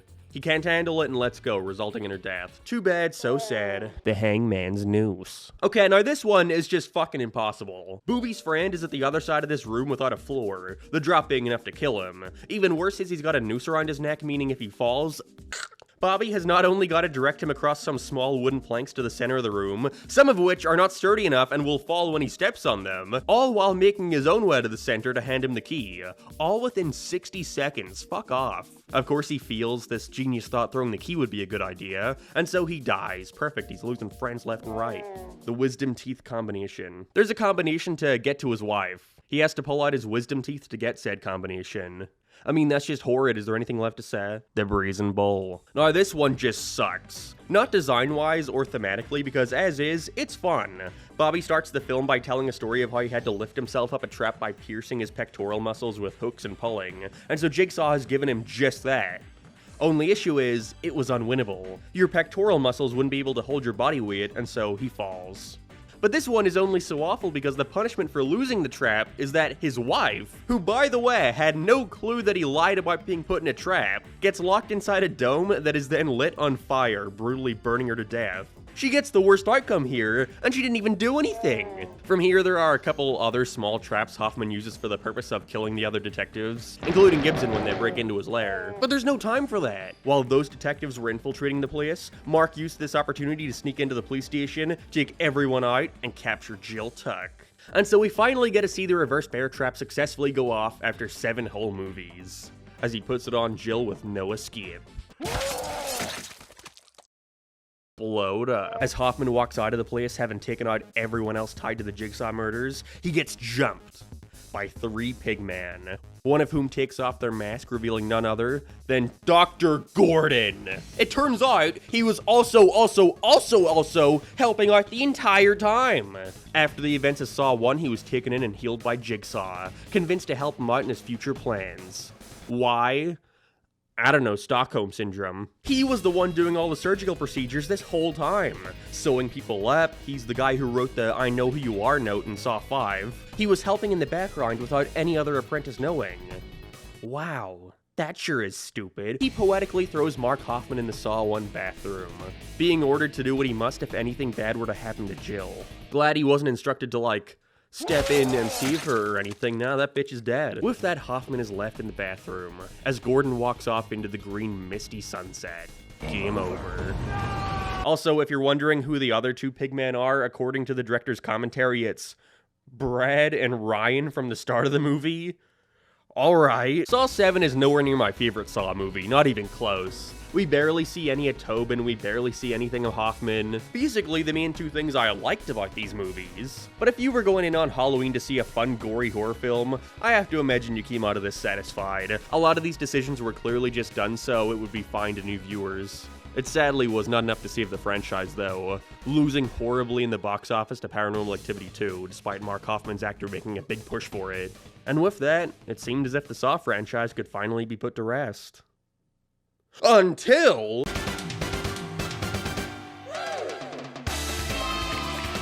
What, you think this is over? Look at the timestamp, dude. Jigsaw never dies. Right before the series' 7-year hiatus, we got one final video game to look at. The sequel to Saw the video game, It Saw the Video Game 2, Flesh and Blood. It sucks. I didn't even bother looking for this one because yikes. So I'll just give you a quick rundown before we go into the next movie. Saw 2 picks up right where the last left off because of course it does. The freedom ending from the last game was apparently the canon one with Detective Tapp taking his own life, RIP. And so now we're in control of his son, Michael Tapp. This is after playing as some other random guy for a really short period of time. It stands out a bunch because you suddenly just switch to Michael for the rest of the game. He's kidnapped by a pigman in front of like a dozen police officers and is thrown into a game to investigate his dad's death. This is of course through tediously doing the exact same puzzles as the first game, just with a million more annoying ones on top of that. It seems as if their way to try and fix criticisms of the first game was to just remove them and replace it with automation. What is this, a Sonic game? Thanks, Jigsaw. I mean, Billy, fuck. People say the original had sluggish combat? Well, how about we make it all quick-time events? They can't criticize our gameplay if there is none. They also just made the presentation a lot more stylized in places, especially with character models. And in any other game, I would praise the effort, but here, you kinda need it to be as close to reality as possible to feel a lot of the already not very good gore. As the game progresses, we learn that Tapp was so focused on chasing Jigsaw that he ignored his other duties, like taking down a drug operation he found. This is where Michael also admits to having stolen his dad's files on John in order to further his career. By this point, Michael chases after Jigsaw and finds himself stuck in a room, his hands now in the hands of Campbell, the guy from the start of the game who you play as for a really short period of time, whose name I never mentioned. He has the option to either pick the path of blood or the path of flesh, basically just the same choice as last time. Only difference is, instead of making this choice at the start of the game like a normal fucking video game, they had you preemptively make this choice at the beginning of the game when you played as Campbell without knowing what your choice even meant. Meaning if you want to see the other ending, then you have to go through the game all over again. The path of blood saves Campbell before the walls cave in and kills Michael. From here, Jigsaw walks in and says he's free to go, but he can't handle this and rushes at John before dying to a scythe? Is that how it's pronounced? Whatever, let's see if the other ending's any better. Keep that in. The path of flesh has Michael be given his own choice by Jigsaw. Freedom, which will allow him to use his father's evidence to expose John and the aforementioned drug ring. Or he can don his own pig head costume and join him. And then the game ends.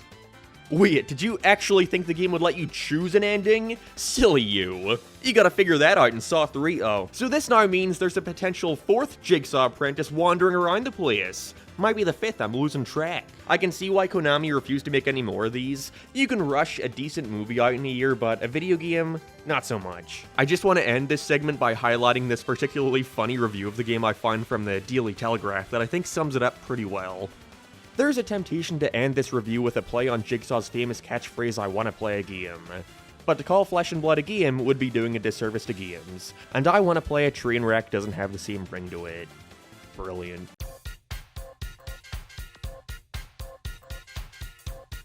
After a 7-year-long hiatus from 2010, 2017 marks the return of John Kramer, dropping the number scheme and instead opting to have this film stand out from the rest by calling it Jigsaw. Yeah, if you were hoping this movie was going to build off the previous, maybe show us more of Dr. Gordon, then you'd be mistaken. This is what we like to call a soft reboot. Everything that happened in those other movies still happened, but it for the most part is ignored for the purpose of having it not confuse new audience members. A decision that I understand. Again, it has been 7 years, But a part of me will always wish they continued digging that hole deeper and deeper. Hell, say the CIA or something were also helping Jigsaw the whole time to get these criminals off the streets. That would at least explain why the government hasn't made much of an effort to catch this serial killer who's been absolutely decimating a majority of the local police force. Anyways, Jigsaw right off the bat feels like much more of a standard movie when compared to any other Saw film. That may sound confusing, but by looking at the footage, I hope you can just see what I mean. Saw what I mean. It's just directed and edited with much less Saw pizzazz. The colors are more flat, the wacky twisting turning camera is gone. You could already feel them leaning more into this with Saw 7, but the break makes it super apparent that this is not the same momentum they were building upon. They surprisingly take this way more seriously than any previous Saw movie. We open on some random guy in the run from the police. They chase him up to a rooftop where he's surrounded. He holds up a button and warns the cop that he has to make a choice. A game is about to start. The cops shoot him and he presses a switch, leading us to a small room with 5 people locked inside, buckets placed over their heads. Immediately got Saw 5 vibes, and not in a good way. Honestly, that probably is the best way I could describe Jigsaw. It's Saw 5 with 50% more boring exposition and none of the fun Hoffman X Strom stuff, not X in that way. Also throw in a splash of Marvel humor, yeah, that's what Saw needs. No, it's not creepy at all. Also, one of the guys in this trap doesn't even wake up when the game starts, and so dies immediately. Fuck you, I guess. The plot of this one still switches between police stuff and the game itself, so let's focus on the former for now. Because the cops are aware a game has already started, it's mostly a mad dash to find where it's taking place, as every time a player dies, their body shows up in public somewhere. The main characters on the police force here mostly consist of the lead cop, his partner, the medical examiner, and his partner, this red-headed lady. It's one big mystery. Not only are they incredibly concerned that John Kramer never actually died, as the further they investigate, the more it seems like one of his traps. Made even worse when they find out that his body is no longer in his coffin. Or otherwise, if Jigsaw isn't dead, then could it be anybody on the inside again? This is made even worse when Logan visits the red-haired girl's place and sees that she's a massive John Kramer fanatic, building recreations of all his previous traps for easy fan service, including some that apparently never saw the light of day, being part of a game that was never discovered. Ooh. Meanwhile, we got our 5 quickly down to 4 players. They all have something in common and need to figure out what it is to help them escape.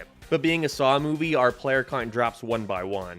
So let's quickly get the traps out of the way, as they are nothing to really write home about, unfortunately. You could tell they wanted to make a more team film for general audiences here, so a lot of the gore is underplayed. Weird decision when making a Saw movie, but I'll go along with it. The bucket room. This is the starting trap I mentioned before. Every player wakes up with a bucket on their head, minus Bozo over here. And our main lady character quickly realizes that all they gotta do to avoid being pulled into the buzzsaw wall is to give a drop of blood. Any amount. Ooh, she pricked her finger. Yikes, what an opener. The chain hangers. After everyone escapes the room, they're further dragged into this wide open barn, which already kind of lessens the tension a bit. I get they wanted to do something new, but at the same time, the claustrophobia and the feeling of not really knowing where you are was something that was always sort of spooky about the others. That someday you could just be lifted from your everyday life and dropped into this almost different plane of existence where no one can hear you scream. It just seems like the thought process here was, making it different equals making it good. Wait till you hear the writer's original pitch where the game entirely took place outside. Either way, Billy the Puppet comes out and informs them that someone needs to fess up. Whoever among the group was responsible for stealing the lady's purse and directly resulting in her death. They've just been injected with poison and need to inject themselves with 3 needles, one of which has the antidote and the other 2 containing acid. Everyone starts slowly being raised into the air by a noose until the blonde lady has to make a choice. And despite her clearly knowing which needle it is because of the number on it, she still can't make a choice. And so in order to save everyone, one of the other contestants, this guy Ryan, fucking injects her with all 3, resulting in her brutal death. This one is okay, if not a little infuriating. Again, you have 3 needles, you have a pretty good idea of which is the correct one, and you'd rather hang everyone, including yourself, rather than make a choice. Like, what do you think would happen? Then everyone gets mad at Ryan like he didn't just save their lives. Hashtag Ryan did nothing wrong. The leg wires. Fittingly enough, Ryan's trap is next. As they continue into the next room, he falls through one of the wooden planks, getting a bunch of wires tightly wrapped around his leg. I like how Jigsaw's tape starts playing where he immediately knows it was Ryan who fell, like it wasn't just as likely for the other two to fall down there. Although I think the implication here is supposed to be that Jigsaw is watching and commentating live. He's gotta pull a lever to free himself, whatever that means. But there's no time as this trap eventually intertwines into our next one, the green silo trap. As Ryan is struggling back there, our other two protagonists walk into a big silo where Jigsaw on his fancy new flat screen TV locks the door and says the only way they can escape is if Ryan pulls on the lever in the other room. I don't know what would have happened if he pulled it right away before they got in there, but he's omnipotent. The police then starts filling up with green that will eventually drown them. And to add insult to injury, a random assortment of saws and other sharp, pointy objects start falling on top of them. I mean, he's just getting lazy. Ryan eventually pulls it and cuts his leg off, ending what is quite possibly one of my least favorite traps in the Saw franchise. The cycle trap. I guess my issue with most of these traps are that they're too focused on the action without the balance of gore. Like, really, the most intense thing we've seen at this point in the film is blonde girl's eyes filling with blood. That's really it. And the cycle trap is the perfect example of this. It's the same trap that was apparently part of the game never discovered. Where this guy is slowly being lowered into a spinning spiral that will chop him up into pieces. All he's got to do is reach down and pull another lever. It's spinning because of a motorbike revving on top of it, which is because that guy knowingly sold a bike with faulty bricks to a guy who later died because of it. And unfortunately for him, the kid he got killed was Jigsaw's nephew. Talk about horrible luck. But they barely even focus on what's going on with him to instead show the girl trying to action hero her way up to the motorbike to stop it from moving. Which she accomplishes for about 10 seconds, before it just goes again and kills him. I don't know, like you couldn't just pull the lever in that downtime, no? Alright. Lastly for this game, we've got the shotgun key trap. It is always a goddamn shotgun. Anna, her name is Anna by the way, wakes up in a room directly across from Ryan, with a mysterious man in the middle. Oh my god, it's John Kramer! He lives! He explains to them why they're both here. Ryan because he drunkenly got his friends in a car crash when he was a kid. There's no limit here on your bad deed. And Anna because she used to be John's neighbor, in which he somehow overheard her get so pissed off at her newborn baby that she suffocated it, placing it on the bed next to her sleeping husband, so that he would get blamed, leading to him going to a mental asylum and killing himself. Damn, what a bitch. He places a shotgun in the middle of the room and tells them it's the key to their freedom, which they obviously interpret as meaning one needs to kill the other. So Ryan, you know, having lost his leg, can't really do much, with Anna pointing the shotgun directly at his head and blam! Blowed up. Yeah, it was designed to trigger backwards, killing Anna and leaving Ryan left for dead. It turns out that the shotgun wasn't the key, it was the bullet! John had placed the key inside of it, and they were just meant to guess that they had to snap it open. Well then why does Ryan deserve to die? He didn't even want to kill anyone. Whatever, of course what's most interesting here is the undeadening of John Kramer. Or is it? During all this, Dr. Logan and the little red-haired girl break into the barn where everything seems quiet. This is when the head of the police department reveals himself and puts a gun to his head, him believing Logan to be the new Jigsaw copycat killer. The policeman is then knocked out and wakes up next to Logan in a trap. They're wearing laser collars, and are being told by the voice of Jigsaw that the only way to be freed is to confess their sins. Logan fails to do so and pays with his life, and so now it's up to the other guy. It's too late for me to look up his name. He confesses everything, but it isn't enough. He exposes his corruption and how criminals have walked because of him. This is when the unthinkable happens. Dr. Logan stands up and reveals a tape recorder. He was recording everything the detective was saying to frame him as the new Jigsaw murderer. This is where it all fits into place. As it turns out, Dr. Logan was the man who was sleeping in the first trap. He was put in a trap as he accidentally switched up some brain scans at the hospital with John. If he didn't mess up, they could have caught his cancer much sooner. John realized, as he's getting chopped up I guess, that he shouldn't die for an honest mistake, and so he rescues him, bringing him in as his first apprentice, allowing him to see how traps were made, even building the first reverse bear trap together. After coming back from the war and presumably being confused as fuck to all the shit going on with John and his 50 new apprentices, he wanted to prove to himself that he could be on Jigsaw's level, and so he aimed to perfectly recreate the trap he was part of all those years ago.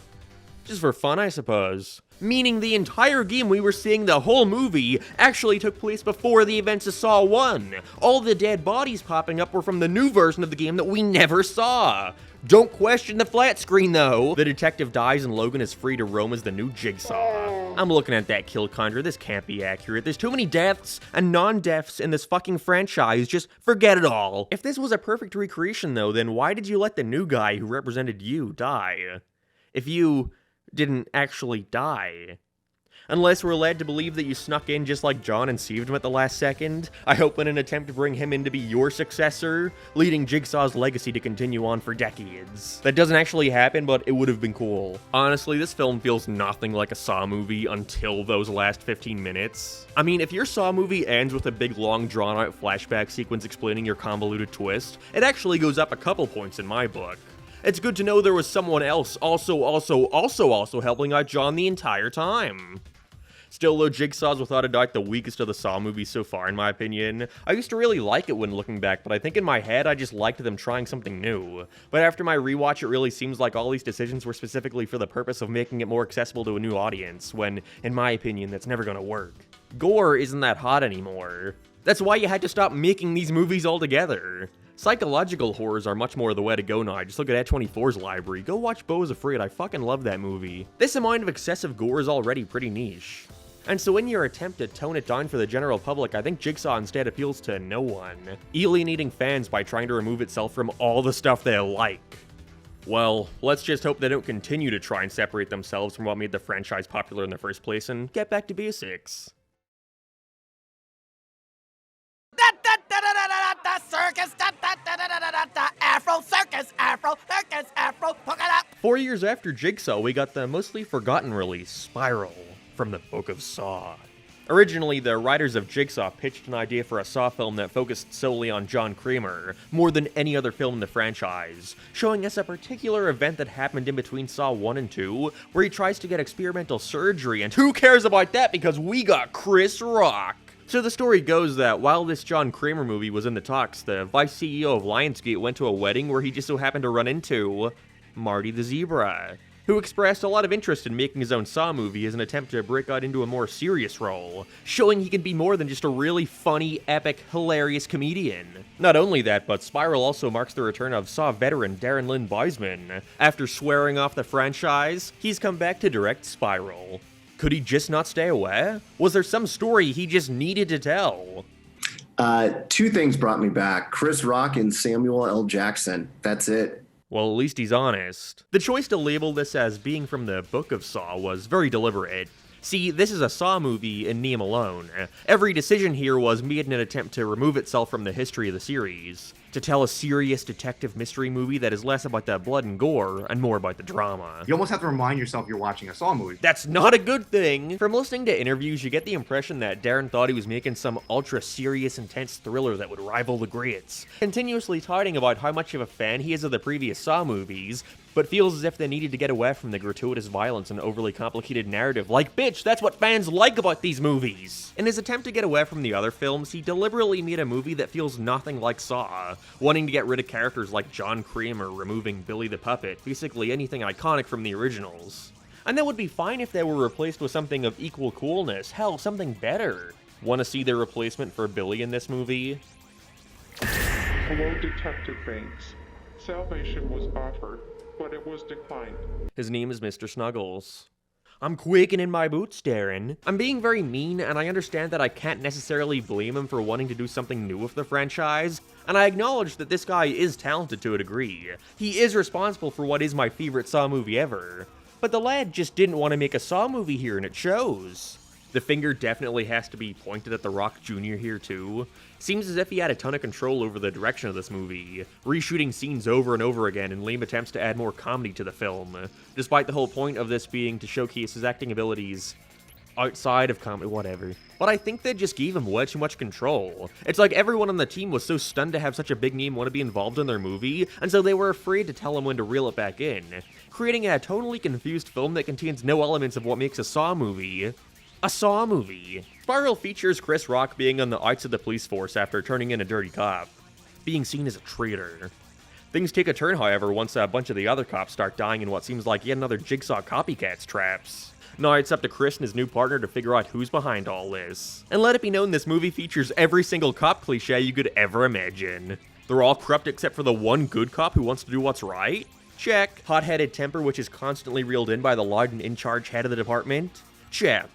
Doesn't want to be partnered up with the new inexperienced rookie until they eventually grow a bond together? Check. Like, make a cop movie all you want, but does it really need to be written like every other cop movie in existence? Not that any of these plot threads really matter. Everyone Chris has conflict with just ends up dying off screen anyways. As soon as he starts bonding with his new partner, killed off screen, perfect. Spiral is the least gruesome Saw movie yet. Not only does it feature the title of least amount of traps in a Saw film, but my first time watching it, I was baffled at how badly you could misunderstand an IP that you helped shape. And once we get into the traps, you're gonna see what I mean. There's a pattern they fall into that really pissed me off. The subway trap. This is the film's opener, showcasing one of the aforementioned cops chasing someone into a subway before getting knocked out and waking up standing above the tracks. He's got a device on his head that's connected to his tongue, with the androgynous voice telling him that all he's got to do to free himself is rip his tongue out of his mouth. He fails to do this in time and winds up getting hit by the tree and cool. Something you're going to notice about the traps in Spiral is that they're all incredibly simple. And don't get me wrong, I enjoy a good simple trap every now and then, but they're all just way too basic and quick for being a Saw movie. Darren Bousman described the other Saw films as having A and B stories. The A story is the game, and the B story is all the police stuff. Well, for Spiral, he wanted to flip that on its head, have the A story be the police stuff, while having the traps complement that by breaking those scenes up with more intense moments. But it all falls apart in my opinion because for some bizarre reason, we never actually see a single trap go off except for, I don't know, maybe the last one. They do this super fucking annoying thing where we see the character try to get out, only for them to cut back to the police walking in and the trap is already done and the person is dead.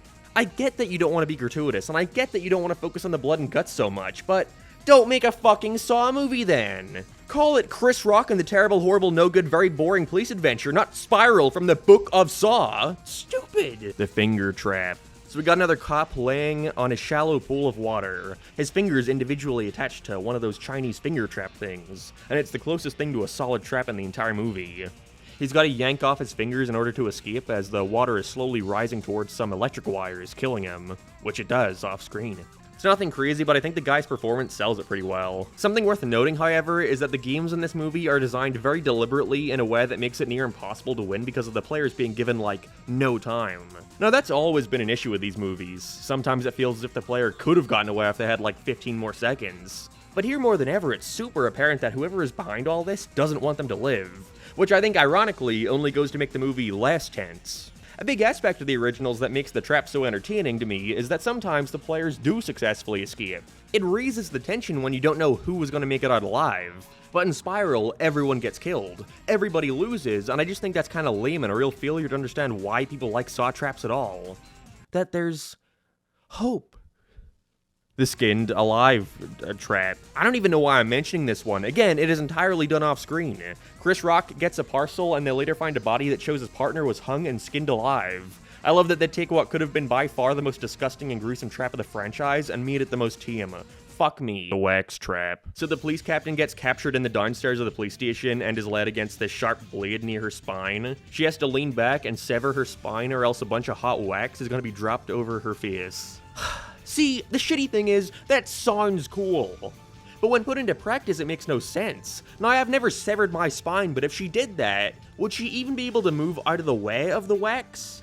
Even if I made it out of this, I would rather just die. And the wax is pouring immediately on her, so no matter what, she's gonna be tearing her skin off, even if she wins. Also, I love that Chris Rock tries to resuscitate her, but he's clearly putting a ton of pressure on her, pushing her neck further into that blade. Brilliant. The Saw trap. Get it? As a shameless homage to the original film to try and convince you that this is a Saw movie, we swear, Chris Rock is chained up to a pipe with nothing more than a hacksaw by his side.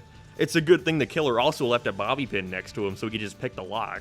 We sure wouldn't want to have to show any gore in this movie. The bottle shooter trap? Darren Bousman stated that he really wanted to make all the traps here as realistic as possible, wanting to avoid stuff like the laser thing at the end of Jigsaw. By the way, he really does not like Jigsaw. He shits all over it in these interviews, when I'd argue it's 10 times better than anything in Spiral, which is saying something. But because of that attempt at making traps out of real things, we have this contraption that has glass bottles go in one end and shoots the pieces of glass out the other. This is being shot at the dirty cop Chris put in prison, and all he's got to do is let it happen. Although he does try to find the key, but much like most Saw traps, it's too late. Wah, wah. Did you say wah wah? Finally, we have the marionette trap. And if you thought we'd be ending on a bang, then you'd be sorely mistaken. So at this point in the story, the Jigsaw killer is revealed. It's Chris Rock's partner. Turns out he faked his own death to avoid suspicion and has put Chris Rock's father, Samuel L. Jackson, inside his own trap. He used to be the captain of the police force and would protect the other corrupt cops. His father was actually killed by one of the policemen after he promised to testify against the dirty cop, and has grown up swearing to kill all the pigs. Stellar. At this point, much like the other Saw movies, he gives Chris Rock the option to join him, leave his father and help him further kill other corrupt cops in the force, which, of course, he declines, allowing the Jigsaw killer to escape as Samuel L. Jackson is raised into the air like a puppet, with a bunch of guns attached to his arms, so that when the rest of the police break in, they don't know what's going on and shoot Chris Rock's father, killing him. I appreciate the attempt to end on a twist, but in a lot of ways, it just feels like we're going back to Saw 1.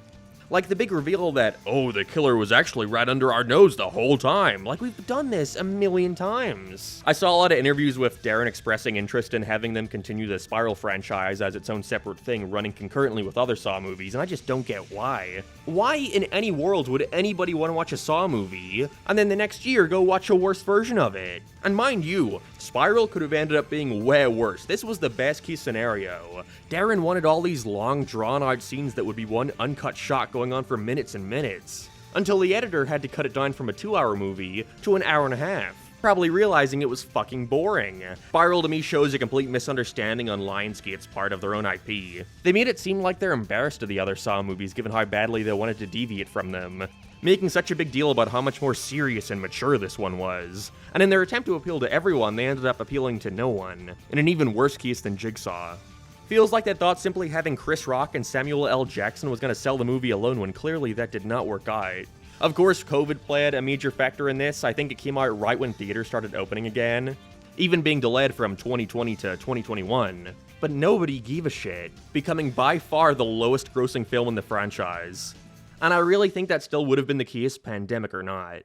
If you want to engage with anything from Spiral, then just go listen to the Johnny Cash song they got Tobin Bell to do a cover of for the film's credits that they proceeded to cut out of the film's credits. I can't have anything, can I? Remember me to the one who lives there. Saw X focuses solely on John Kramer, more than any other film in the franchise, showing us a particular event that happened in between Saw 1 and 2 where he tries to get experimental surgery, and wait a minute! Yeah, if it wasn't already evident, I think Lionsgate realized they went way too far with Spiral, and wanted to show fans they were getting back to the basics. Our Lord and Savior Kevin returning to direct what he believes to be the final Saw movie. Also, I love that they made such a big deal to point out that Spiral wasn't Saw 9, purely for marketing purposes, but when the opportunity arose to call this the 10th one with a big fancy X in the title, they just went for it, purely for marketing purposes. And honestly, I think this was just the perfect storm, with films like Terrifier and, Terrifier 2, gore has really been making a little bit of a comeback. And so with the franchise trying its best to remove itself from the first 7 films so bad in the past decade, I think everybody find it refreshing to see them no longer act ashamed of their history, and instead, embrace it, telling another story in between the events of Saw 1 and 2. Like I said, it focuses on John and his cancer, traveling to Mexico to get a brain surgery that had the possibility of healing him. More than any other Saw movie, John is the main character here. You can't really say that about any other. He's barely in 1, he's the villain in 2, he dies in 3. In all cases, we were following around different characters, but here, it's all about Kramer. They do a lot here to make you sympathize for him and show more of his humanity. Having scenes of him sitting in the park sketching traps before contemplating giving it all up, buying flowers for the people who helped him, attending cancer support groups, randomly helping this little Mexican kid fix his bike. I think they finally have come to terms with the fact that your Saw movie needs to have Tobin in some way, and so have just gone all in for the fans, and I couldn't be happier. He is by far the best thing about this movie. I genuinely think he is one of the most memorable horror icons of all time. They have made a psychotic killer so damn likable. After returning to the place he got his surgery at, he realizes it was all a trick. They were just scamming him out of $250,000 and have been doing so for countless patients. But they messed with the wrong old man. Tobin kidnapping each and every person involved in the trick and forcing them to prove why they deserved to live by beating his traps. But John's not alone in this endeavor, because he's got Amanda by his side. Ignore the fact that she looks 49. I really like John and Amanda's relationship in this movie, but I kinda have to view it in a vacuum. They make it evident how much she cares for him and shows us more of how she actually helped with these traps, which we never got to fully see before in real time, which is cool. Also, I think it's a neat callback to prominently have her question what he's doing here. Whether or not it will really work in relating some of the players to her own experiences with stuff like drug abuse. Sympathizing for them, and even going against the rules at times for their benefit, like prolonging the game of the young girl who was only joining in on the scam so she could pay for her drug addiction. It's a fun way of keeping things in line with where the timeline was at this point without making it too reliant on the other movies. You can watch this without having seen anything past Saw 2 and you would not be confused, but unlike Jigsaw and Spiral, where it seems like it comes from a place of embarrassment, with X, it comes off much more like them wanting people to watch this one, become fans of the series, and then start to work their way through 1 through 7 to see where things go from here. Saying that, like I said, I kinda have to tune out the rest of the movies in my mind when watching X because I really like John and Amanda's relationship here, and then immediately get reminded of how it all ends. Just sorta sad to think about. That John does eventually test her, which leads to her death. Now, despite being a back-to-basics approach, they still did try to innovate and do something unique for the traps of this movie, and I think unlike many of their other ways of trying to do something original, Saw X succeeds because it only increases the tension. Saw X mostly takes place in a single room after the first 45 minutes, which I will give one criticism and say that I think the first half of this movie is a little too long. I don't mind that much considering we only get more Tobin Bell because of it, but it does feel like it takes forever for this thing to start feeling like a Saw movie, only featuring a single trap, and even then, it's a dream sequence. But once they get in that room, it picks up. John places all the major players in this scam inside a warehouse and forces them all to watch each other go through their own traps one by one. Him constantly looming above them, watching down like they're rats in a maze. I'm glad they just cut straight to the point. There's no mystery why they're all here, there's no questioning who's behind all this. They know what you're here to see, and by God, they're gonna deliver. The eye vacuum. I find it weird this is the trap all over the promotional material considering, well again, it's a dream. While at the hospital, John sees an employee attempting to steal the possessions of a sleeping patient, where he then envisions what sort of trap he'd put him in to teach him a lesson. In it, he'd have to willingly break all his fingers, as if not, 2 vacuums will suck his eyes out. It's a cool, quick, and simple first trap, even if I think it does appear way too late into the movie. But I like that since this movie is only a little bit after Saw 1, we see a version of John who's still a bit new to this, thinking of traps he could design and how to enact them. The piped bomb trap. In order to get information about his scammers, John puts the taxi driver that took him there in a trap, assuming that he was also a part of it, lucky guess. He's got scalpels duct taped to his hands, along with 2 pipe bombs sewn into his arms. And so he's got to slowly use the blades to cut the bombs out, which he does. Seeing this on the big screen was brutal. This might be one of my favorites. Again, it's simple but super effective. Maybe it's because I've just seen Spiral, but honestly, thinking about Saw X just makes me happy to see such a return to form. I love it. The bone marrow trap. This is the first of all the players all stuck in the warehouse together. The nurse, Valentine, is tied to a chair with a razor-sharp saw blade right in front of her neck. She's got to use a similar saw right underneath her to cut off her leg, and then stick a giant needle inside of her bone to suck out the marrow. She has 3 minutes to get enough bone marrow out, or else the saw at her neck will slowly come towards her, chopping her head off. Again, this one was just horrible to watch. It's great. Her reactions completely sell the pure agony she's suffering, and the idea of sticking something inside your bone just gives me pins and needles. I only have one complaint for this trap, and it's common across at least one other coming up, and it's that it's not really fair. Not at all. She's got 3 minutes to do this, fine. And because she dies, you'd obviously assume she feels. But no! She chops off her leg. She extracts the bone marrow. But because the device it's going into doesn't have the exact amount it needs in time, she dies, which is annoying because it means that if she just started doing this like 5 seconds earlier, she would have lived. A few of these traps have these bullshit timers that rely on at least 30 seconds of bonus time being necessary after the player completes their task, and I just don't think that's very fair. It's tense, sure, but after every failure, it just leaves you feeling as if they should have lived. Also, I'm just going to choose to ignore John's speech in Saw 5 about the games never being personal because this is obviously completely personal. Because who knows, maybe this is what made him realize that? I don't know, let me believe. The brain surgery trap. Another really hard to watch one. We have Mateo, one of the brain surgeons. Now he's being forced to perform said brain surgery on himself, being given a scalpel to cut through his head, a drill to go into his skull, and dissect a piece of his brain that then has to be placed into a small liquid container that would dissolve it. If he doesn't, this mask will close in on his face and burn him to death. Again, it's really hard to watch and props to the actor, but it's bullshit. He does all of this successfully. Oh, but because it would have taken the brain matter an extra 2.4 seconds to dissolve, you deserve to die. Like, John, this is to prove they're deserving to live, right? Does the extra second really make that much difference? Especially when it's an arbitrary time limit that you came up with. Radiation therapy. The young drug-addicted girl is up next, with her being lifted up into the air by one hand and having her leg chained to the ground. She's stuck in the air as a radiation machine directly is in front of her, slowly being turned up. This one is kind of dumb, honestly. All she's got to do is use a hammer to break her hand and leg so she falls out of sight. Great. She accomplishes this, though, and manages to live. Hooray! But there's no time to celebrate, as a fellow cancer patient who was also scammed breaks in to kill the lady behind this whole thing, John telling him that he can do whatever he wants after the game is over. But uh-oh, it turns out he was also in it the whole time, being the boyfriend to said lady and coming in to rescue her. With this, she's now back in control, John being forced to release her from the trap and to put himself in, which is just a super fun idea, having him inside his own game. She also walks over and steps on the young girl's neck, by the way. She's dead now, rip. This trap requires 2 players though, but instead of using Amanda, she walks outside and brings in the little Mexican boy who John helped fix his bike. This rocks. A big pet peeve of mine in horror films is that kids are 9 times out of 10 immune to any kind of permanent harm. And while I get why that's done, it's really annoying in horror films that prominently feature children. It just takes me out of it and removes all tension because I know the filmmakers don't have the balls to actually kill a kid. And while they're of course not going to have a child die in a saw trap, not in a million years, I do appreciate the willingness to imply going there. Whatever. The kid is put in the other side of the trap, where then a mountain of blood starts pouring down on John, bloodboarding him. The goal is for one of them to survive, each side having a lever that, if pulled, would funnel the blood over to them. I love how hokey it gets. The kid loves John so much that he starts willingly sacrificing himself for Jigsaw, with the two having a big back and forth. While this is happening, the lady and her husband, who are just the most mustache-twirling villains ever, go up to Jigsaw's room to grab the cash that has the names of the people she scammed on them. She's a fucking cartoon. But once they grab it, it sets off an alarm and locks all the doors. Gas starts filling the room as John takes off his shackle and gets up. He knew this was all gonna happen, as the taxi driver from earlier told him about her boyfriend, and so he orchestrated all of this. I love how they try to make it a little bit believable by having John say to Amanda that it didn't all go exactly as planned, obviously not thinking the kid would get involved, but you still predicted all of this, you madman. If I could high-five you, I would. This twist is fantastically stupid. The two start fighting each other for who can put their head through a hole in the room, even though the gas would still, like, burn their bodies and kill them.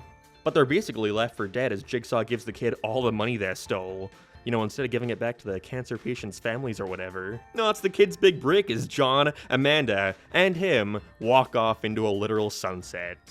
This is a Saw movie. There's even a short little after credit scene too, featuring John interrogating the man who originally directed him towards getting scammed, where it showed that he was also being helped by Mark Hoffman. It's been so long. And that's where it ends. Now, I've been very positive towards Saw X, but don't get me wrong, it is nowhere near my favorite Saw movie. I think that long opening really makes it hard to revisit compared to how short the others are. But it was mostly just refreshing. You can tell this was made purely for the fans. Although if there's one thing I do miss about the older Saw films, it would have to be the crazy editing. There are times where they'll lean into it here, but it always feels really deliberate, like they're doing it because they know people want to see it, not because they actually want to. I feel like structurally, you could re-edit this entire movie, and it would fit right at home in between 1 and 2. Start it with the players waking up inside the game and having their involvement in John's surgery be explained periodically through flashbacks. Not that that's a knock against what they did do, but I can still feel that slight push for this to be edited in a way that isn't too weird for a general audience. But they're embracing the fandom, unlike Jigsaw and Spiral. I think they finally realized how niche Saw is, and that's okay. It doesn't need to be the next big horror franchise. Who cares if you don't beat the generic schlock we're getting nowadays, or Paw Patrol, the mighty movie? You don't need to as long as you're catering towards your dedicated fanbase who just want to support this franchise.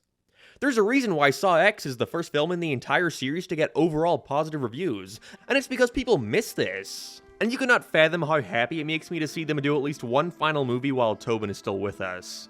It's not nice to think about, and while I'm sure the guy is going to go on to live for many more years, he's not always going to be fit enough to do these movies. And I think I'd want him to at least enjoy some of those final years in peace instead of trying to quickly shit out as many more of these as they can. Saw X felt like the perfect send-off, and if that's how it remains until an eventual reboot, then I think I'm fine with that. I really don't know how they would reboot this though. Tobin is Saw, there's no way around it. Maybe they could just start back from square one and make Mark Hoffman's actor the new Jigsaw. I would hate to see him go on a reboot, but no matter what, I'm really glad I went out of my way to check out the Saw franchise. It may be hard to believe given the other focal points on my channel being very settled in cartoons, but Saw has gone up there as becoming one of my favorite series of all time. I am a genuine fan. If I were to do some sort of definitive ranking of all these films from worst to best, it would probably go Spiral, Jigsaw, Saw 5, Saw 4, Saw 7, Saw X, Saw 3, Saw 6, and finally Saw 2. I briefly checked out the Saw Reddit page and saw a guy on there was working on editing together all the scenes from every movie in chronological order, which sounds like a nightmare I'd love to check out. But if there's one thing I could derive from working on this, it's that the Saw fandom seems unusually wholesome. I'm very sorry if I offended any of you with my horrid opinions, but if you're watching this and have not seen any of these movies before, then may I recommend getting some friends over and doing a little marathon. Who knows, maybe you'll become a fan like me and come to own their Blu-rays and this custom little Billy figure I fucking love. Or maybe you'll hate them and think they're stupid, that's cool too. Either way, I think we can all agree this is one of the most unique franchises out there. And for that, I think it's at least worth checking out. Well, still stuck in here. Thought those kind words would have gotten me my ticket out of here, but well, at least I have this limited edition LS Mark plus non-specific dog figurine to give me company that can be found at ownage.com. That's ownage.com, please, guys.